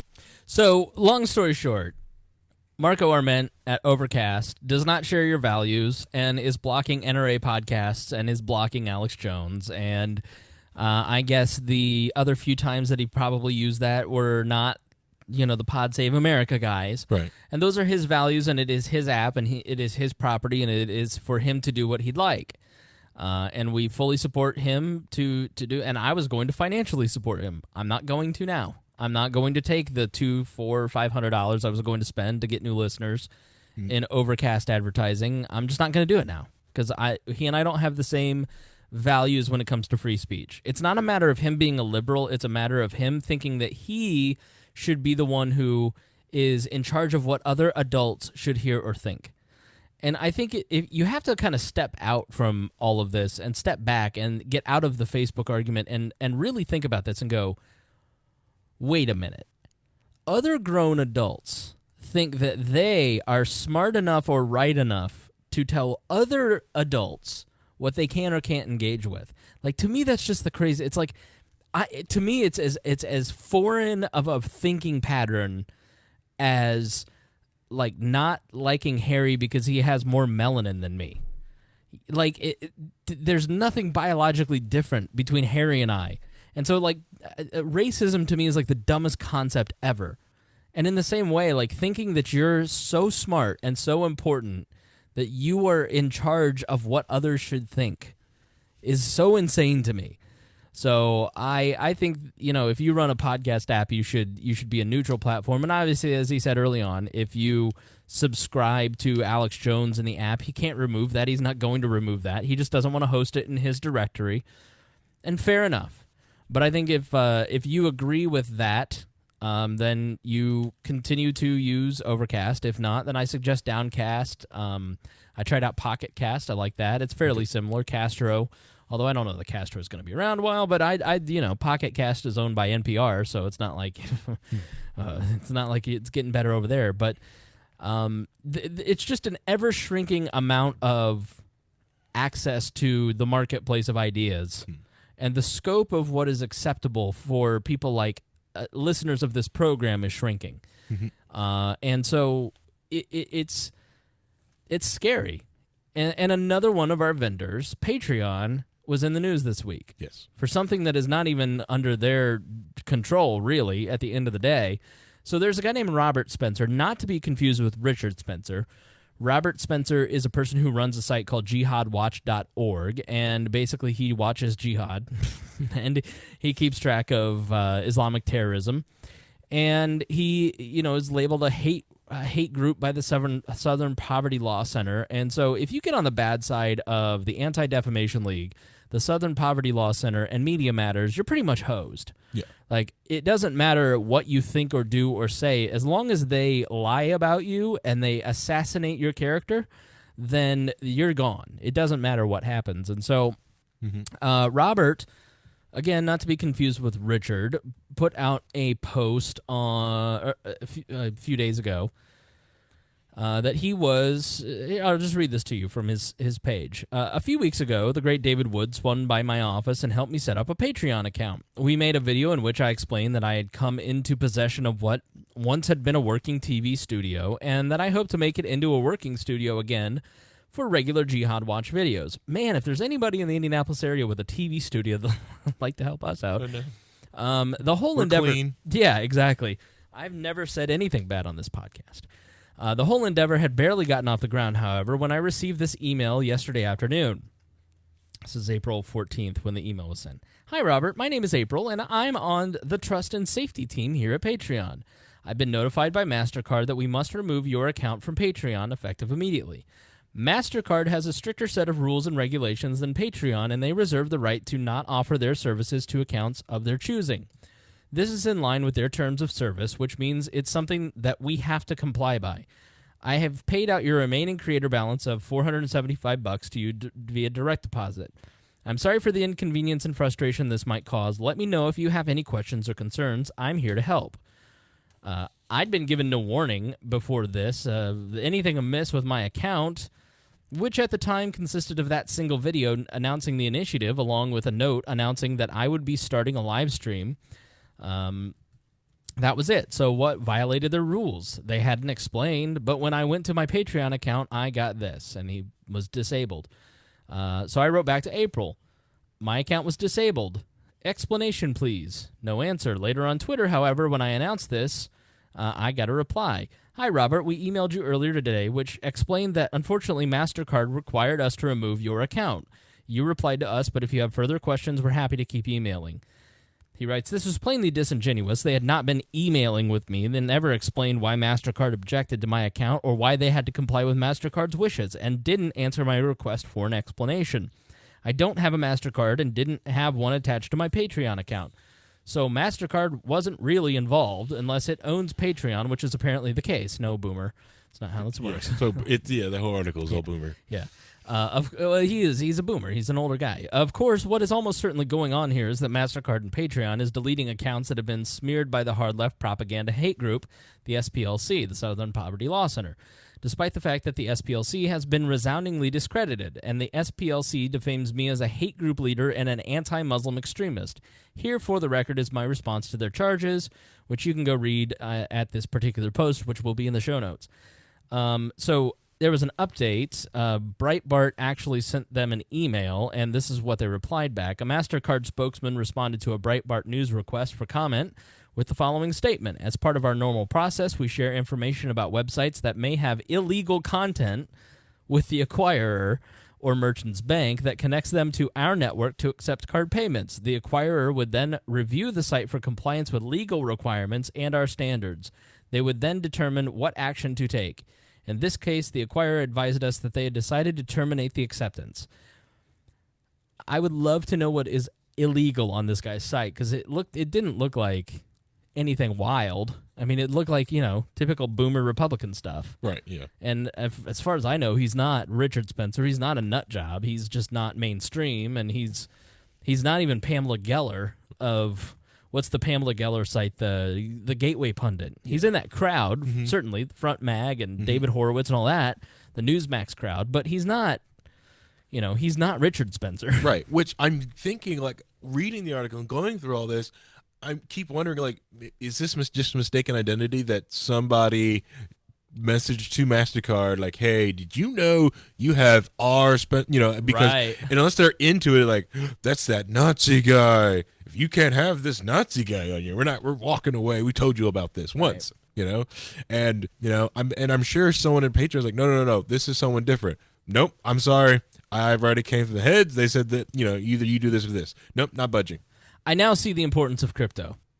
This article single-handedly made me go, okay, I get it. Yeah. I get why so many libertarians who are a little more underground than I am have been advocating this for a decade. Because when you start getting one of the two big credit card processors start getting into violating free speech, not violating free speech, but making decisions... Swinging their weight around to try and influence public discourse. And you don't see conservatives doing this. You don't see libertarians doing this. You don't see independents or centrists doing this. You don't even see mainstream Democrats doing this. You see a very motivated group of people who are making trouble for most of the country, and it's really disheartening. Yep. Can you imagine? Because they've done this to gun sellers, they've done this to sex workers. Okay, see what they can get away with. Very small things, small businesses, all these small businesses, right? Right. And they've also done it, and conservatives cheered on to weed shops in Colorado, make them do, doing cash sales. Right. So what would happen if every gun store couldn't take credit card transactions? Right. Boom. I was like, how are you going to say, well, people can bring cash. Man, I could eat. I don't feel comfortable walking around $100 in cash, even though I'm going to go buy a gun with it. Right. And then, now you have all this money, and you have guns. This is about... Even though you have guns, this is awful. This does not look good. Yeah. And then if they won't let you deposit it into the bank, then how you gonna do payroll? How you gonna buy guns? How you gonna get guns from your man? Your shipper. Who you gonna get them from? Even though you have these FFL and all these different licenses to get to them, but if you can't use credit card transactions, how you gonna do it? Right. Crypto. And that's the main thing with crypto. Is like, hey, that's all I wanted to do. I want to be able to send money and have someone accept money that's far away. And I want to do it cheaply. I want to do it effectively. And that's what I want to do. And if it can be anonymous, awesome. I don't want pseudo-crappy anonymous. I want pseudo-anonymous. I don't want pseudo-anonymous. I want DK Snarks anonymous. I want anonymous. I want an anonymous ledger, okay? I want it to be easy. I don't want it can be hard. I'm not saying it's going to be easy like cash, but I want it anonymous like cash, and the simple fact that I can just give out with a low transaction fee. Yes, I understand transaction fees has to be something for the network, but the fact when it balloons up to a point where I can't get a piece of gum, no, it's too much. Sorry. Okay, you're shouting now. Sorry. All right, calm down. You're really screeching hard, okay? But that's the beauty of the cryptocurrency, and not this other bull crap everyone keeps throwing into this thing. Right. And everyone's like, well, I'm going to hoard in and do this. It's going to be this. It's going to be cool, and it's going to do all this other stuff. It's like, no, at its time, when it was built, this is what we really wanted, because it's not like they were going after all these people. They also were going after people who were donating to antiwar.com. Right. When PayPal blocked them off so they couldn't accept currency, so they couldn't do their thing, they were also going after people who donated cash. Like, hey, did you know you donate? Antiwar.com got banned from PayPal. Mm-hmm. For a short bit of time. Antiwar.com. Yep. There's nothing even remotely offensive about antiwar.com. You piss off someone on the right thing, and then get a nice mob going, you can get banned from anything. Yeah. At one point, for a short bit of time till you get back in. But can you survive the 3 months that you can't take it in funds? Right. Could you imagine if you were living off the Patreon feed money and they kicked you off for 2 months? Even now, if we got kicked off of Patreon for 2 months, we'd be done. I mean, we wouldn't be done, but we would be. It'd hurt. We'd be really bare hurt. bones. Yeah. We'd really hurt. It'd be hurting. Yeah, it'd be hurting. It's like, hey, we can only offer the 20 episodes, and Yeah. No, that's for sure. Yeah, and Harry created 15 bot accounts for bandwidth-wise. Right. Yeah, I mean, we're with a great host who I love a lot, but they're in Austin, and they're probably a little more liberal, and they're into the tech community, and it's like, I don't know if you know the 5x5 network, but we host with Fireside.fm, and I love the service. It's cheap, it's super reliable, it's been great for us. It was a great step up for us, but yeah, like one phone call. Yeah. And it's diaspora. We can't go back to Bluehost. The way that we used to do it is I hosted it on our shared server. Can you imagine? Oh, we crashed the heck out of our website when that Ron Paul thing came out. So then all right, so Libsyn, nah. You Blueberry, nah. Yeah. It's a small community. Like, the reality is, yes, there are alternatives, but if you get collusion going and you get the 5 major podcast hosts at Podcast Movement comparing notes about you, you're hosed. Right. You're on some unreliable, expensive ass service, or you're trying to make it work with something dumb like Dropbox or Amazon Web Services. Like, there aren't a ton of think about credit card processors. Like, if MasterCard, Visa won't take you, and then all you're left with is American and Discover. Like, Discover is super expensive to operate. Like, if you want to take Discover cards, it's expensive. So you eat that up on transaction fees, right? And then but they're gonna go too. They're like, no. An American Express, it was like, oh no, you look shady. We're done. Right. So exactly right. And so you have all these crony capitalistic companies, especially Visa and MasterCard, when they start throwing their weight around, that's really concerning. Yep. And I think as consumers, we have to, and I will repeat it again, we have to stand up to these companies and say this is unacceptable behavior. And we have to say to the companies like Twitter, thank you. Yep. Because I guarantee you, I'm the first person to say thank you to Twitter for not banning Alex Jones. Out of the millions that are hitting them. Correct. Yeah. So. But yeah, and that's just something like the like I said, that's why like Operation Choke Point, they were doing that. That's how they were going after different people, and exactly the same thing for presidential campaigns. Can you imagine that if they just said like, we're not gonna let the LP take Visa transactions for donations? All right. Not saying they would. Listen, we're not mad at Patreon. Because I feel Patreon was probably over a barrel when MasterCard. Then, I'm not mad at them at all. So we're sticking with Patreon. And speaking of Patreon, Harry, what? Never mind. Did I miss a cue? No, you didn't miss a cue. Did I miss a cue? Listen, I'm not good with all the radio stuff yet. I never was good at it actually. But line. So speaking of Patreon, Harry, there we go. Long ago, opinion journalism only existed in newspapers and magazines, but the internet has given rise to new voices like We Are Libertarians. Few people are doing what we do, giving a libertarian opinion on modern life and politics in a fun and entertaining way. We are building something special here, but we cannot do it without your help. We're hiring freelancers, building up our website, planning to grow into the largest libertarian voice in America by 2020. So help us convert more people to the movement that is changing the world by giving us the tools to do it by contributing to our Patreon. Become a citizen, $5 a month, and get our bonus content, CD quality shows, and commercial free before anyone else. At $10, Nobility get access to an exclusive Facebook group and a notification to join the live stream and chat with us during the show. Members of the Royal Court get $25 at $25 a month, get a poster and free shipping in the new We Are Libertarian store. You can also join the Emperor's Circle at $100 a month, and you get to sit in on our co-host strategy calls that are forthcoming, private access to Dear Leader in Dear Leader's chambers, and a guest spot on the show. Like we said, Craig DeCosta will be on next week. So this is the number one way to help the show. So if you want to help us grow, this is the way to do it. Special thanks to Craig DeCosta, Brandon Luke, Jason Doolittle, Christy Avery, Paul Jonathan Eads Jr., and now the Liberty Coalition for being members of the $100 a month Emperor Circle. And a special thank you to Jason Doolittle. While we were on the show here, he upped his Patreon to $125 a month. Woo! So he's doing both the Nobility and the Emperor Circle level. And so we want to thank Jason so much for his effort. He said that donation is for the Chris Spangle Show. So thank you, Jason. Welcome back to We Are Libertarians, episode number 308. I'm Chris Spangle, and here with me is Harry Price. Harry, how are you? I'm going good. A little cold, but I'm still going. Yeah, it's 65 in here. It's a little chilly. If you're not subscribed to the show, please do so now in your favorite podcast app. Please be sure to leave a review and rating while you're there. And this segment is brought to you by our Patreon at wearelibertarians.com. So, one of the things that we are doing here on the Tuesday show specifically, which we call the news episode. So we have a news episode, and then our Thursday show is more of a loose chat most of the time. And so Harry's here with me every Tuesday, and we go through some of the news of the day, a couple stories, some of the smaller stories. And Thursday's just usually a little more of a loose chat, and Rob Kendall, our buddy, and Tad Western will be here Thursday.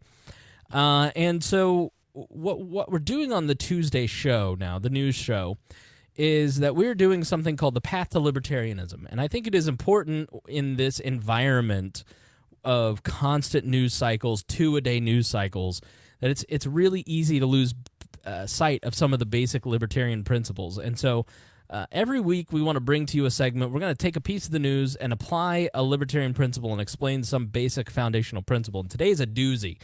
Today is the non-aggression principle. So, I was watching TV, and my favorite person to hate on TV news is Chris Cuomo. Like, I don't know what it is about him, but he just pisses me off. He's got that jock face, and he's just dumb. Like, Anderson Cooper, Aaron Burnett, they seem super intelligent. Mm-hmm. They seem like Anderson Cooper. You could have a great conversation with that guy. He's been so many places. He seems really smart. But Chris Cuomo, I don't know why he is giving who does he have nudes of? Whose wife in a compromising position does he have? I don't know how he's been given the shot that he has. But now Cuomo does this little segment called Closing Arguments. And so after the rally, there was some violence in Charlottesville, part 2. And it wasn't the Nazis, because there were like 25 of them. It was all the Antifa people, dressed like ISIS, basically walking around. As we told you earlier in the show, Ford Fisher, a libertarian documentarian, basically got footage of them, which I put in the show notes if you actually want to go and watch it. Could you not attach things to the Trello while we're in the middle of the show, because it goes beep? Let me quit my Trello here. So this is Chris Cuomo's brilliant thought at the end of his show on whatever day this was. I don't have the date in front of me. 1 year since Heather Heyer was killed for standing up to hate, and our thoughts still go to her family. We know what happened with racial tensions nationwide after that, and this weekend was billed as round 2, Unite the Right, the sequel. Organizers planned a rally in Washington, D.C. this time, but the turnout of white supremacists was thankfully pathetic, which is why I didn't have to go there and cover it. Only a couple of dozen showed up. Proof they lost membership after being exposed again last year as a bunch of hateful losers? No, they're still in force online, but they didn't have the guts to show up, and that's good. Counter-protesters did. There were good numbers of them. The vast majority were peaceful. But peppered in the crowd were members of Antifa, or anti-fascists. They covered their faces, confronted police, and berated journalists. And that was wrong. Now, you've been hearing it. There's a lot of whataboutism and spin going on, and it's kind of sickening to me. So let's all agree on some common understandings. A protester uses their voice. Song, slang, slurs. There's a huge range, but it is talk. When you use your hands in a violent way, you are a rioter. And unless you're justified in defending yourself and you hit someone, you're a thug, you're a criminal. I mean, he nailed the non-aggression principle there. Yeah, slam dunk. If you had just stopped there. You attack cops, you slap the media, you are in the wrong, period. But I argue to you tonight, all punches are not equal morally. You were getting so close, bro. He did that, and then he separated media and police because they're above people. Right. They're a separate class. That's exactly right. Here we go. In the eyes of the law, yes. But in the eyes of good and evil, here's the argument. If you're a punk who comes to start trouble in a mask and hurt people, you're not about any virtuous cause. You're just somebody who's going to be held to the standard of doing something wrong. But when someone comes to call out bigots and it gets hot, even physical, are they equally wrong as the bigot they are fighting? I argue no. Fighting against hate matters. Now, how you fight matters too. There's no question about that. But drawing a moral equivalency between those espousing hate and those fighting it because they both resort to violence emboldens hate, legitimizes hateful belief, and elevates what should be stamped out. That's what Trump did wrong last year when he said this. You said there was hatred, there was violence, most things. Well, I do think there's blame. Yes, I think there's blame. We must come together as a nation. I condemn all types of senseless death. No. All right, so he plays. I just fast forward because Trump. We heard that a million times when Trump was like, "There's good people on both sides." So Donald Trump. This is a great example of it's never going to be enough. Right. Okay, so listen to what Donald Trump tweets on the 1 year anniversary and listen to his reaction to it. And he proved he still believes that when he wrote this before this year's anniversary. The riots in Charlottesville a year ago resulted in senseless death and division. We must come together as a nation. I condemn all types of racism and acts of violence. Peace to all Americans. He needed to call out the bigots and the white supremacists. And he did. So he says, peace to all Americans, everyone's equal, I'm against racism. And then Cuomo was like, he needs to do this. It didn't go far enough. Didn't. Why? And why does he therefore have unprecedented support from these fringe elements of white power? Two wrongs and what is right. So what about... I'm sure there are racists that listen to We Are Libertarians. Yeah. But that doesn't make Harry a racist. No. It makes no sense. Yeah, and it's like unprecedented support. Right. It's just... right. As a comedian, really? As Alonzo Bowden said, not all Trump supporters are racist, but not all Trump supporters are racist, but all racists are Trump supporters. That's not even true either. I don't know. Like a lot of racists do not like way Trump talks to black people and hangs out with black people. Yeah, I've been in Southern India a little. Bigots are wrong to hit. Antifa or whomever, anarchist or malcontent or misguided, they are also wrong to hit. But fighting hate is right. And in a clash between hate and those who oppose it are on the side of right. Think about it. Civil rights activists, were they the same morally as the bigots, as the racists with whom they exchanged blows? Are people who go to war against an evil regime on the same moral ground as those they seek to stop from oppressing the weak? When you punch me in the nose for being Italian and you say I'm somehow less than, am I in the same moral place when I punch you back for saying that? It's not about it being right in the eyes of the law, but you also have to know what's right and wrong in a moral and a good and evil sense.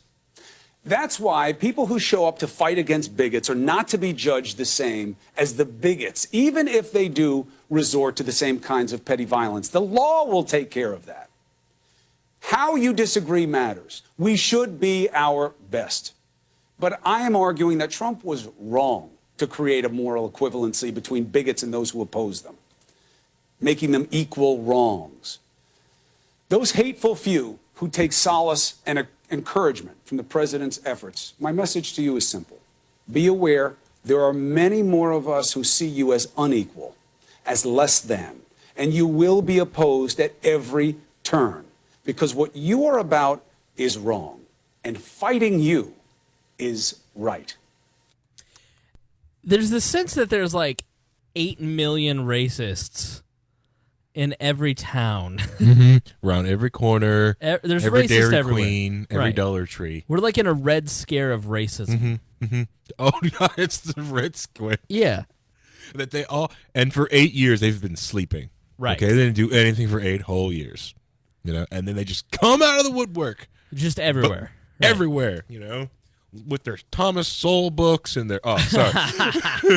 Wait a minute. Reading Walter Williams everywhere. Yeah, how dare they,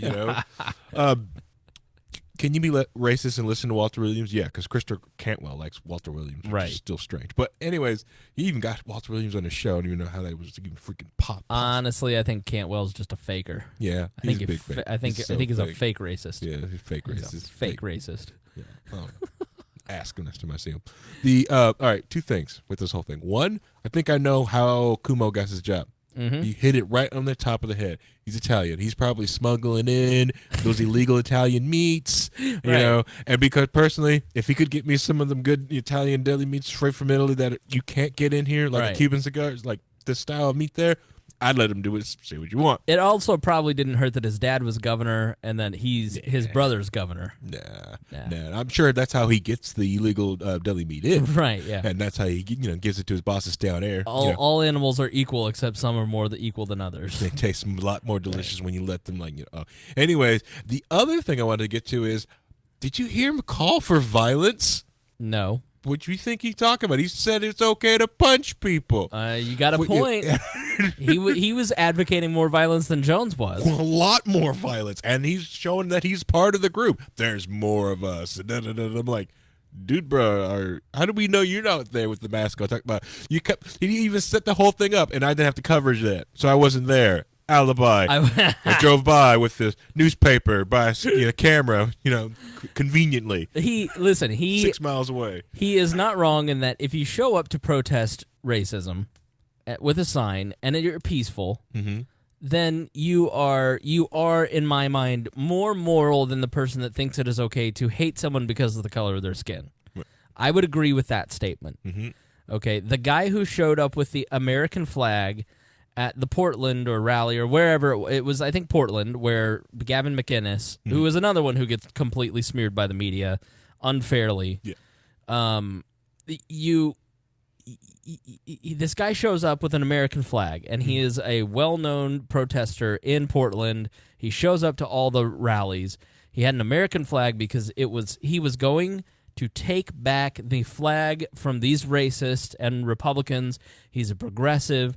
He goes and feeds the Occupy ICE folks, those protesters.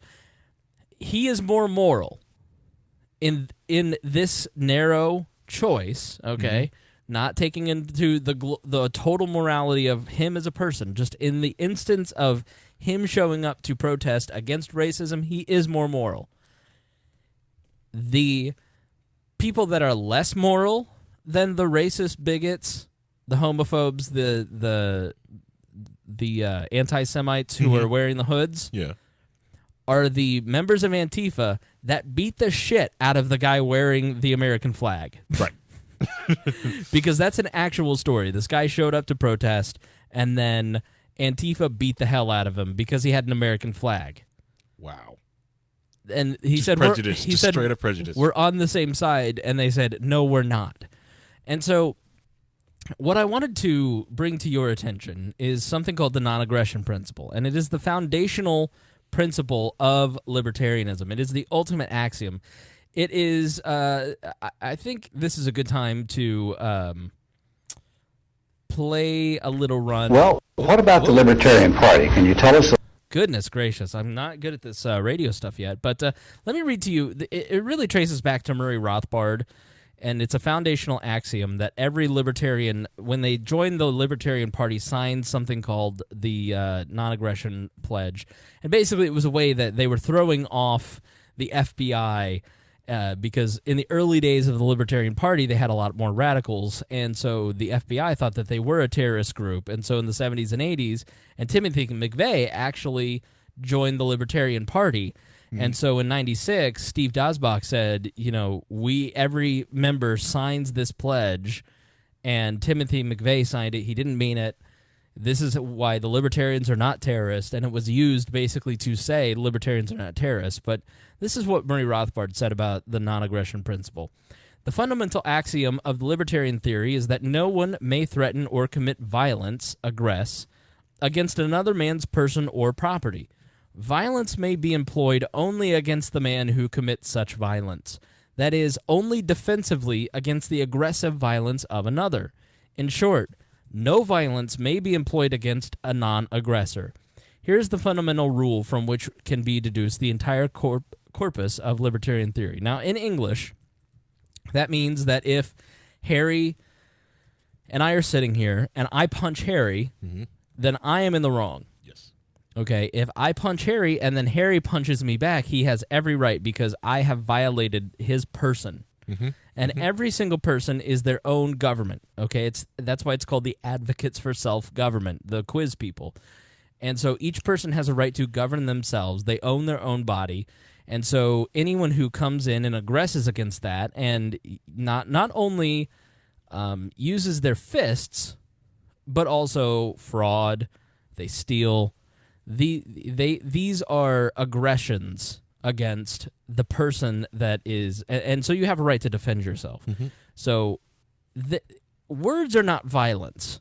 You can believe whatever backwards awful thing you want. I can think the worst, most vile things about Harry I want. But it does not really matter to Harry in any way, shape, or form as long as I'm not using my words in an effort to defraud him. Correct. Or to steal property from him, or to use my fist to punch him, or to steal his property, for instance, or harm him in any way other than hurting his feelings. And so all these people who are worried about hurt feelings, like, I'm sorry that these racist in Klan's robes said mean things, but the people who are actually beating up others are not more moral. Right. These punches are equal, Mr. Cuomo. Yeah. I was gonna the non-aggression principle made simple for ponies. Okay. Every pony owns his or herself and their labor. No pony else has a higher claim over them. Hitting, stealing, and killing are always wrong, even when the castle guards and soldiers are doing it. Use force only in self-defense or in the defense of some pony else. Each interaction with other ponies should be voluntary basis only. Never use coercion. Non-aggression principle made simple for ponies. Right. Let's play a couple different ways of explaining this. So, first of all, Ron Paul. And I have to be honest, at the beginning of every episode, there was a clip that the guy that made the intro used I wasn't crazy about. So I went and tried to find some OG Ron Paul, and I found one that was perfect, and it was about liberty bringing people together. And in rewatching a lot of Ron Paul's speeches, I got to be honest, he was so positive and optimistic, and it was refreshing. So if you get a chance, if you're lonely on this Friday, Saturday night, and as a libertarian you will be, please go watch some Ron Paul. But this is Ron Paul explaining what the Libertarian Party stands for when he ran in 1988 as a libertarian. A little bit about what it stands for. Libertarian Party is based on a firm principle of non-aggression. We all take a pledge when we join the party that we will never initiate force against somebody else. And that is, a pretty simple principle that everybody should endorse. It's a principle of what makes civilization. That is, you respect other people's life, you respect other people's property. Thou shalt not steal, and thou shalt not murder. It's that simple, and most everybody agrees to that. And the next question ought to be is, well, why should you be different than Republicans and Democrats if they tend to agree with that same principle? Well, we believe it's such an important moral principle that if we can't take somebody else's property and we can't hurt anybody or we can't intimidate anybody or threaten to use force, we don't think the government can either. But we see the government as the initiator of force to bring about social and economic changes day in and day out. I mean, they may not come up to our front door with a gun, and occasionally they do, but we know if we don't deliver our money and our records and do obediently what the government wants in order to give up our portion of our income through the Internal Revenue Service, the gun will be quickly at our door and we will be in prison. So it's the threat and the intimidation, and therefore they're transferring wealth, something that we can't do as individuals. So we as libertarians reject this whole idea of forcible redistribution of wealth, which is the welfare state. Same way in personal liberties. We apply this principle in the area of personal liberties, and although I might want you and think you should lead a certain lifestyle because I think it's good and right and moral, I have no right to tell you what to do. You know, if you want to live a certain way and I disagree, that's tough. You know, that's your choosing. That's the individual's choice, as long as you don't hurt somebody else. So the person has the right to his own life and his liberty, his own lifestyle, as with one special rule. that your lifestyle, the individual's lifestyle, can't hurt somebody else. So if you do things that I disapprove of, I, as a libertarian, am tolerant, and I accept that up until the point of no injury to anybody else.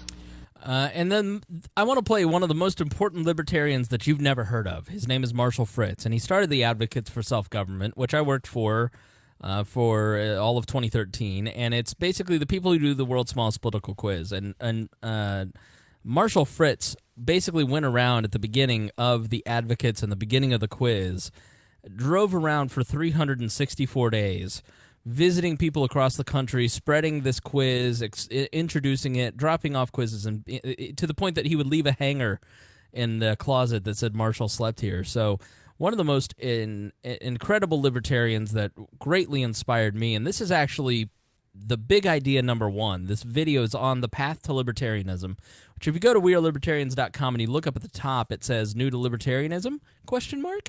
And big idea number one, it plays this video. So I want you to hear another way to explain this concept of force and words and your personal values.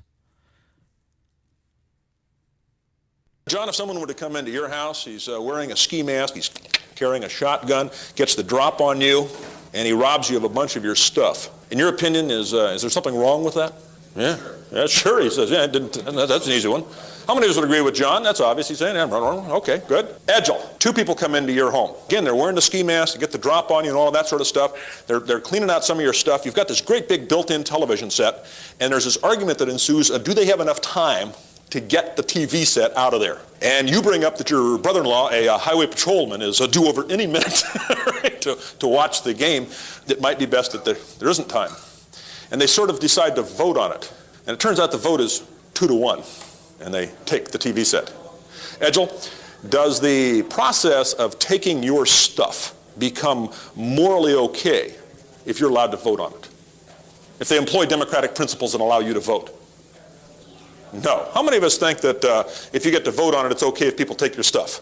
Only if you have a big family. Only if you have a big family. Martha, 3 of them come into your house.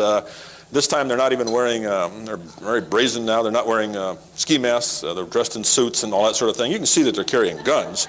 And they prepared a list of things that they want you to give them, including your Mercedes. But one of them comments, he says, you know, Martha, young, delightful people like you should be in an exercise program. And while we are going to take your Mercedes, we're going to give you this nice Schwinn. And we encourage you to ride to work and ride to play and whatever. So they leave and all. Is it okay if someone takes your Mercedes as long as you get something, some return on your investment? You got the Schwinn out of it. Is it okay now? Not a good return, but does the morality of their taking your car change because they left you something behind? You got something good out of it. You got the Schwinn. Did the morality of the theft change because you got something? No. How many of us agree with Martha that the morality did not change? Okay, good. Bill, there you are. All right. 4 of them come into your shop. Same thing with the Mercedes and the list and all this kind of stuff. But they do one more thing. Bill, they're going to not only give you a Schwinn, but they're going to give a Schwinn to a poor person down in Paraguay who needs a Schwinn in order for her to get to work and all and support her family. Let's say a couple of things here. One, you have not only a generic belief in value in helping disadvantaged people, but you have a very specific burden on your heart for the people of Paraguay. You lived down there as a kid, your mom was the ambassador, you went back in the Peace Corps, and you've got this great sense for the people of Paraguay. Bill, is it morally okay for someone to take your Mercedes if they do something that you consider good with some of the proceeds? It's not morally okay. That does not become morally okay, in your opinion. How many of us agree with Bill that even though they're doing something sort of nice that we approve of, it doesn't become more, the morality of it doesn't change? All right. Let's see, what were we up to? 4. Chris, what if we had 14 in the group? Would it be okay then? I don't believe so. No? Richard, 40? Philip, 400?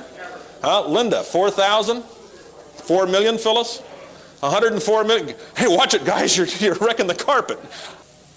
I think libertarianism is the basic principles that your mom and dad, in all likelihood, taught you. They're the principles that my mom and dad taught me. Morality does not come from what the group decides. How many of us tell our teenage children, well, you just find out what everybody else is doing and then you do that? Oh, no! That's not the way we decide morality. See, he's so great. Mm-hmm. Like just that little 3-minute clip, you just get goosebumps because he was such a great communicator. I love Marshall Fritz, and one of the things that I will be responsible for before I die is making sure more people know about Marshall Fritz, and that he is in the same league, that he's mentioned in the same league as Ron Paul and Murray Rothbard, because Marshall was the person who gave the movement in its early first 30, 40 years, the marketing tool that it uses more than anything else, the world's smallest political quiz. And just such a dynamite teacher, and spent 20 years just going around teaching libertarianism, and just a fantastic human being by all accounts. So love Marshall Fritz. Go on YouTube and just Google Marshall and check him out. He's fantastic. And Upward, the Upward podcast that we have, has several of his training sessions in it. So go check that out. I just want to end by reminding you that speech is not violence. And there was an article written this week called from Kent's Hooligan Libertarian blog that you're right to yell fire in a theater, and he's exactly right in this. It is your absolute right to say or write whatever you want to say. It may not be wise, and in a free society, you will be held accountable for any harm you cause by doing so.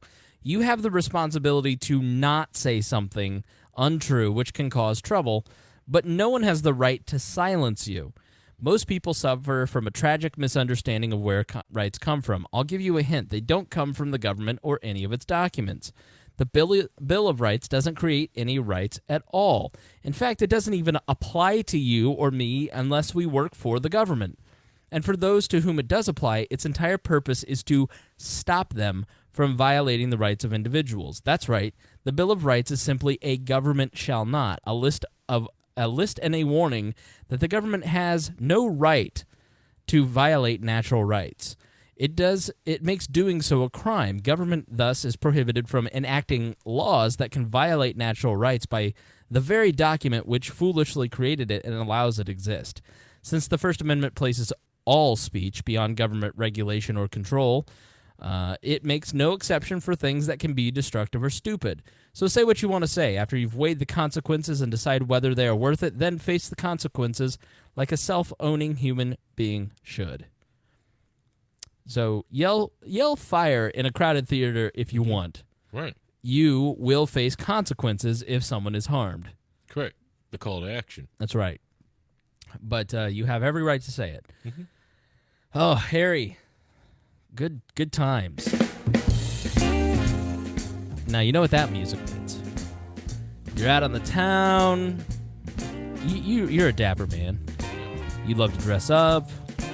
Where do you take the lady? Where's the fancy place you take the lady? Well, let's see. It depends on which lady. Like the wife, I usually take her to the Culvers. Okay. You know. All right, so you're going out on the town, and you got to look good for your woman. All right? You're taking her to Culvers, all right? This is not Dairy Queen. Exactly. Yeah. This is highfalutin stuff. So, let's be honest. Other than Jeffrey, Tucker, and Harry, libertarians do not dress well. Exactly. But We Are Libertarians has a solution. It is the new We Are Libertarians store. Get the shirt that men covet and women cannot resist by clicking the link at wearelibertarians.com. And we have women's shirts, too. So send us photos of your shirt at editor@wearelibertarians.com, and we will post it. Finally, a cure for nudity. Yeah, someone get James Weeks one of these.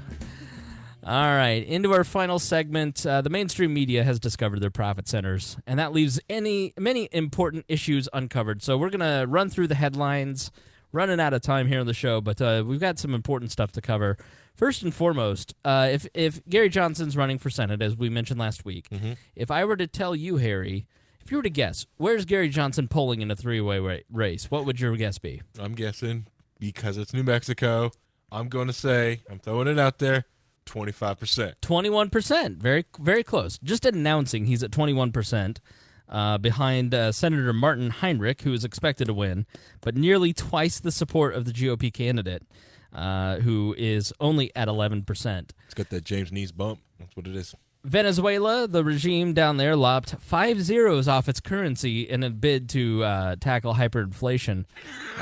So Venezuela is launching a new currency that slashes 5 zeros off the country's fast depreciating bills in a bid to tackle the country's accelerating hyperinflation. So if you remember Zimbabwe a few years ago, that's exactly what's happening down there. And as a result, Brazil is reporting that regime forces sent to Venezuela border after migrant clashes. There's 120 more troops. There's a massive influx into Colombia and Brazil from Venezuela as people flee that country. And you know why? Because human freedom means freedom of movement, and people migrate from bad places to good places. So the more economic opportunity a place has, the more people want to migrate to it. Man sues over Google's location history fiasco. Case could affect millions. So if you didn't know this, the Google phones, of which you have one, was tracking your location history even when you had location services off. Correct. Yeah, so which is kind of creepy. So Apple does it too. Do they? Yeah. It doesn't surprise me. The only difference is Apple doesn't need the ad revenue, so they keep it for themselves. Right. Then also, did ride sharing kill the DC Metro? We crunched the numbers over at Reason. The city council approved its plan to spend more than $178 million in new annual funding for the Washington Metropolitan Area Transit. And to fund the new transit, they hiked taxes on ride-sharing services like Uber and Lyft by 500%, along with more modest increases to general sales.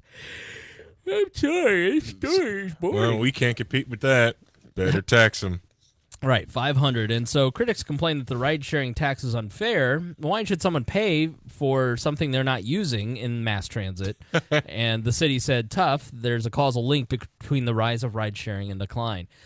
That's not true, according to Reason, which, if you don't know, the Reason Foundation, which is the back end of Reason, it studies transportation policy.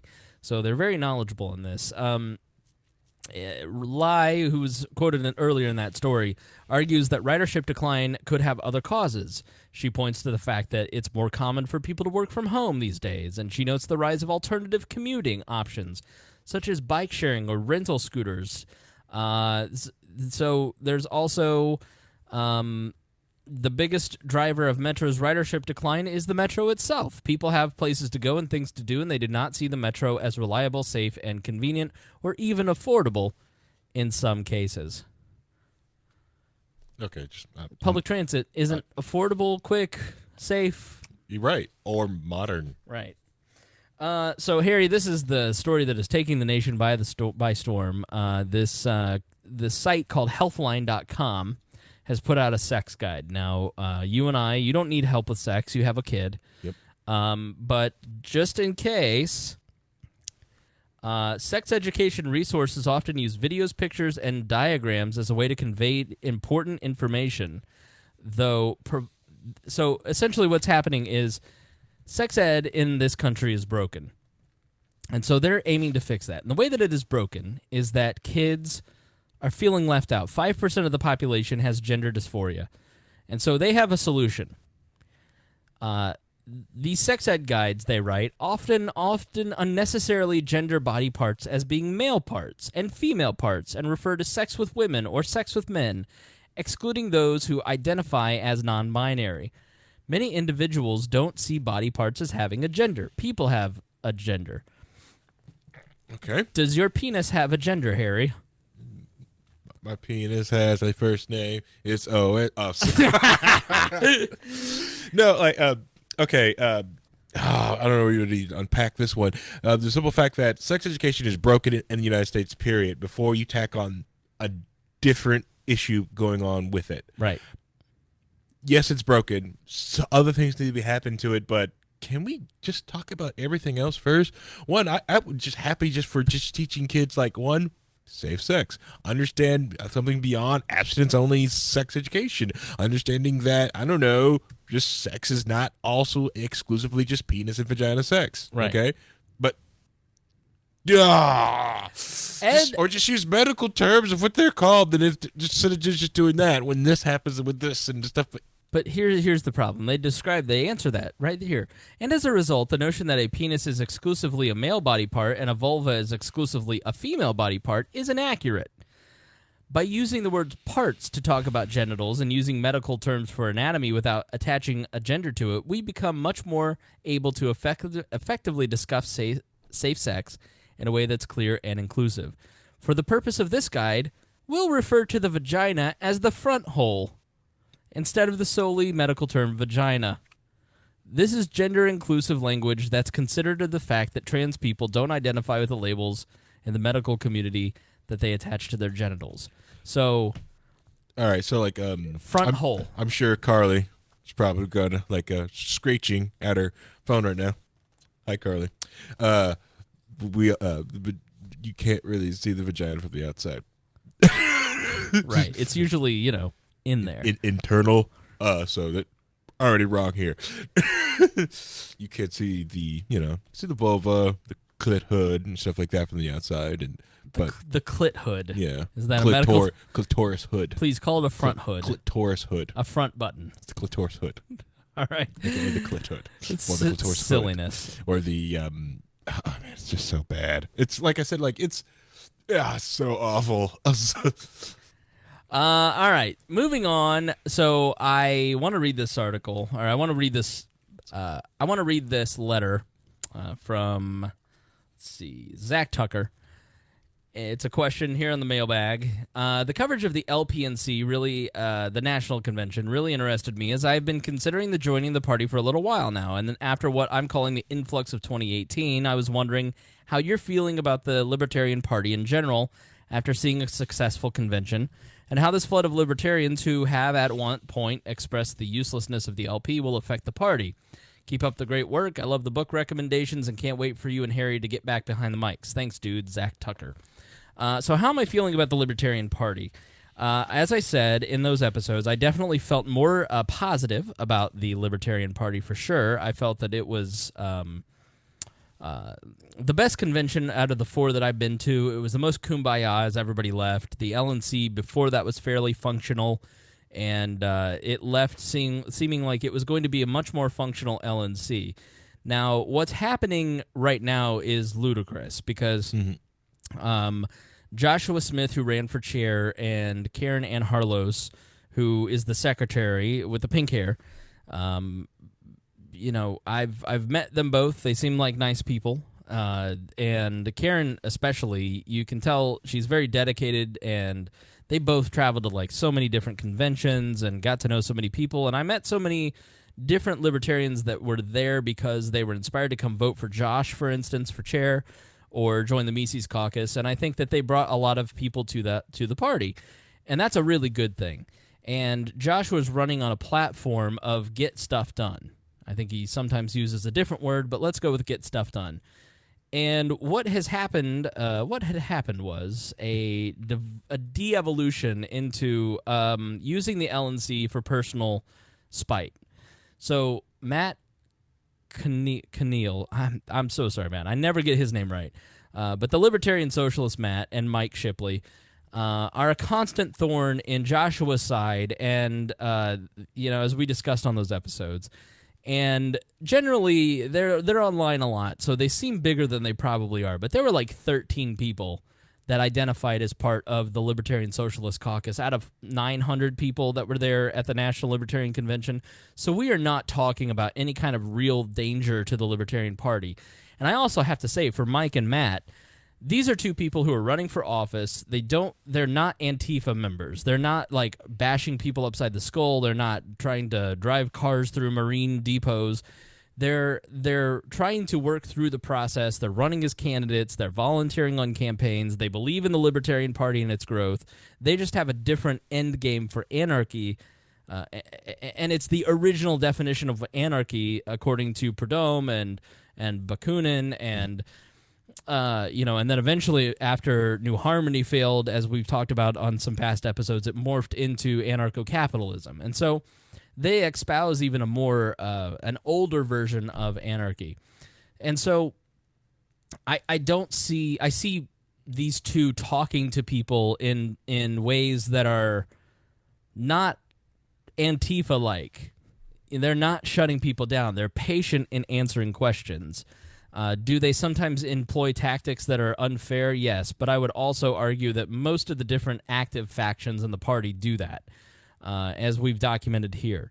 So they have a right to exist in the Libertarian Party? If they pay their $25 to become members, then yes. You got to follow your own rules. And if you don't like the rules, then you change the rules. It's exactly like what we talked about with Twitter. If you determine a set of rules, then you need to follow those rules. And so what Joshua Smith has done is, and like I said, he has personal issues with Matt and the Libertarian Socialist Caucus because they were exceptionally antagonistic towards him during his campaign. And as Matt said here on the program, I did it because I know what type of person he is, and I wanted to expose his short temper because I think he's dangerous for the party, and I wanted him to play into my hands and do what I knew he would do, which he did, and that ended up causing him to lose his election. So it was political strategy on Matt's part, and they continue to do that, and they continue to give Joshua opportunities to take the bait, and he does. And so he is using the non-binding resolution feature of the LNC to denounce libertarian socialists and draft all these different bylaws proposal, or not bylaws proposals, but resolutions stating that we believe in property rights, which is in the statement of principles. It is part of what the body has decided on in the statement of principles. It's not something that needs to be re-voted on because we already all believe it, and 13 people don't. And so it's an incredible waste of time for the party, and it's incredibly disappointing to see somebody who has a fair amount of potential in leading people to be active in the party waste everyone's time on such a silly motion. I mean, it's divisive, and it like the party for the first time has Gary Johnson, Larry Sharp, Nick Sarwark, and Mark Rutherford all running for offices, for major statewide offices that could have serious impact and make big splashes at the election, at the ballot box. They desperately need time, money, and volunteers, and those are the people that you get to work for, okay? And, you know, likewise, like people who are maybe not friendly to Joshua, but people who are friendly to your cause that can give you some insight into the very mentality that is starting to take over, and the socialist mentality. They can give you they can sharpen your sword by arguing with them. Right. The more you talk to them and the more that you understand what they believe and understand their arguments, you can then use that to defeat people like Alexandria Ocasio-Cortez and Bernie Sanders and all of those robots. But the real enemy at the end of the day is not the 13 socialists that were at the National Libertarian Party. It is the people that are trying to silence us on platforms.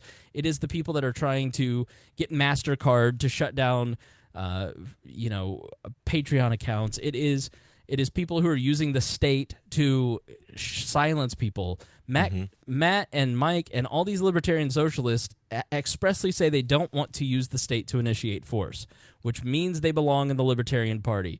And no, they're never going to grow past 20 people.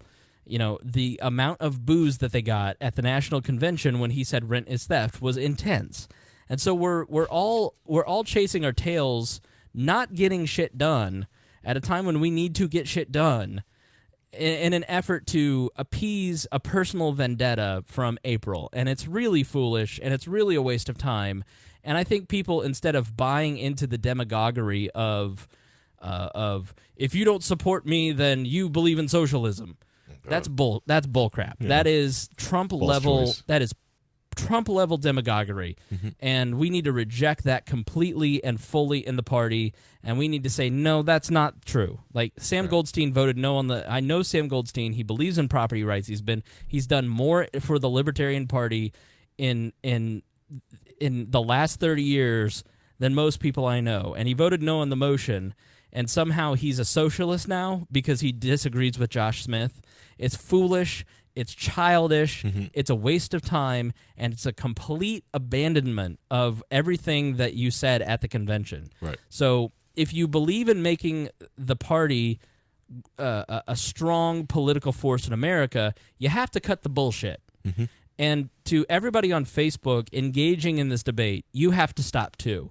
Because I have to say that if it's really impossible to recommend to my listeners that they go get involved in the Libertarian Party, because the people that I meet at the conventions are awesome. But when you go and actually get on Facebook and get in some of these groups, it's horrendous. And Facebook and social media is the biggest problem for the Libertarian Party. It used to be its greatest asset. Now it's its greatest fault, because it just exposes all these petty little dramas that mean nothing. And, you know, Matt and Mike and the other two libertarian socialists in the party are not Antifa, okay?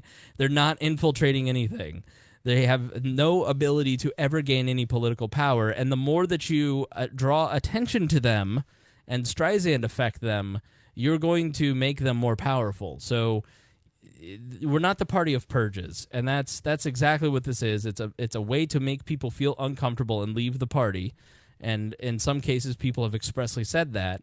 But at the end of the day, reason your way. Like, stop being so insecure that these 13 people exist in the party.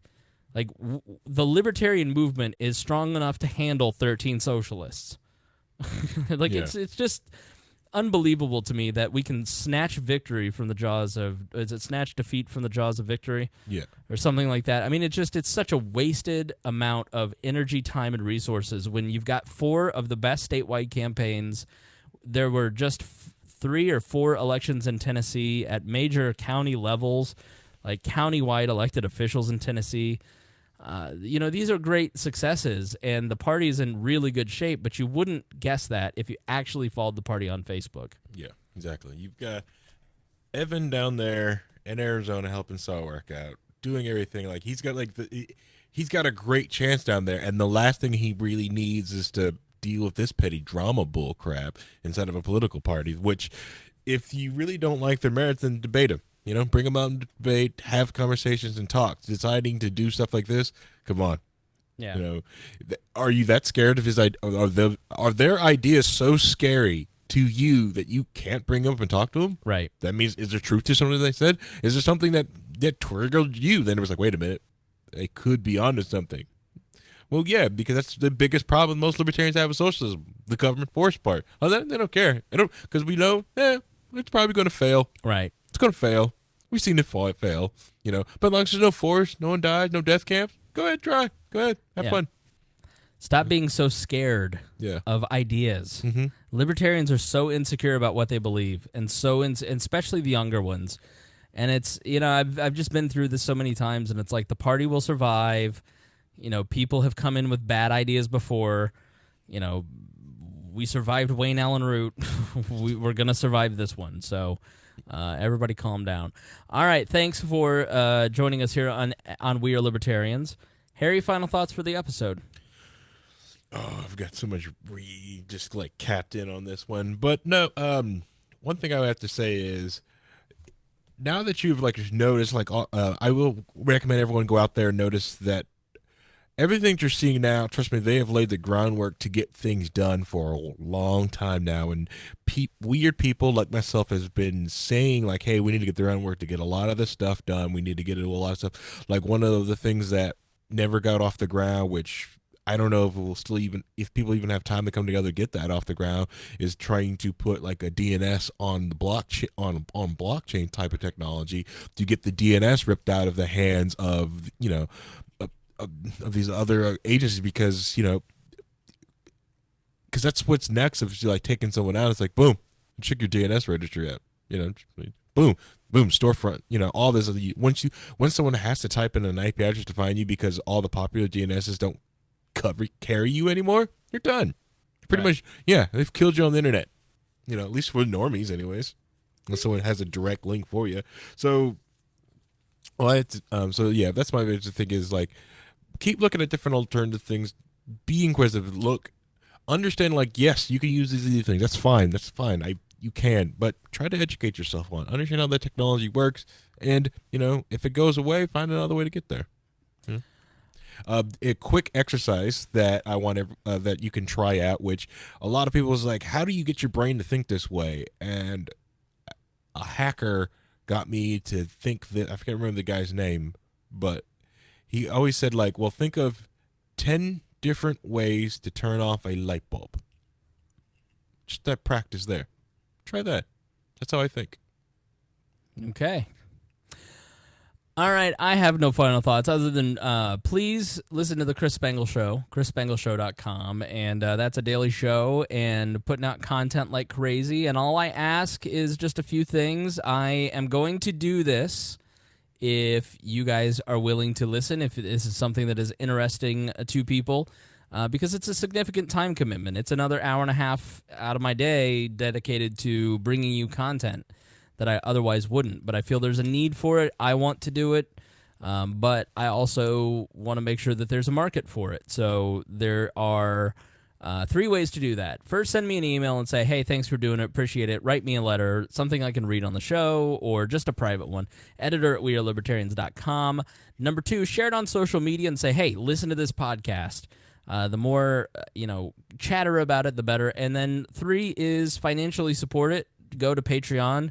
Jason Doolittle up to $125 a month, added another $25. The Chris Spangle Show, an extra 20-30 minutes a day, meant another $25 a month to him. That's how valuable it is to him. So if you find that content valuable, then please leave it. Leave a donation, up your Patreon donation at patreon.com/wearelibertarians, and say, hey, this is for the Chris Spangle Show. I appreciate what you're doing. But yeah, we're going to have fun with it, and I'm so excited to continue to do this. I'm very tired, but I've been having a lot of fun the last few days, like really digging into researching and getting back to work. So thank you for joining us here on this episode of We Are Libertarians. You are all beautiful people. We love you very much. We love having you as friends and as listeners, and some of you as lovers. And Harry is over there doing anything but listening to the show, and I don't blame you. I am listening to the show. I'm just going to. I'm just trying to pull up my Chris Spangle feed on the. I'll show you on Google Play. Well, thank you. All right, thanks for joining us, and we will see you in just a. Well, I'll see you tomorrow, and then we'll see you here on We Are Libertarians.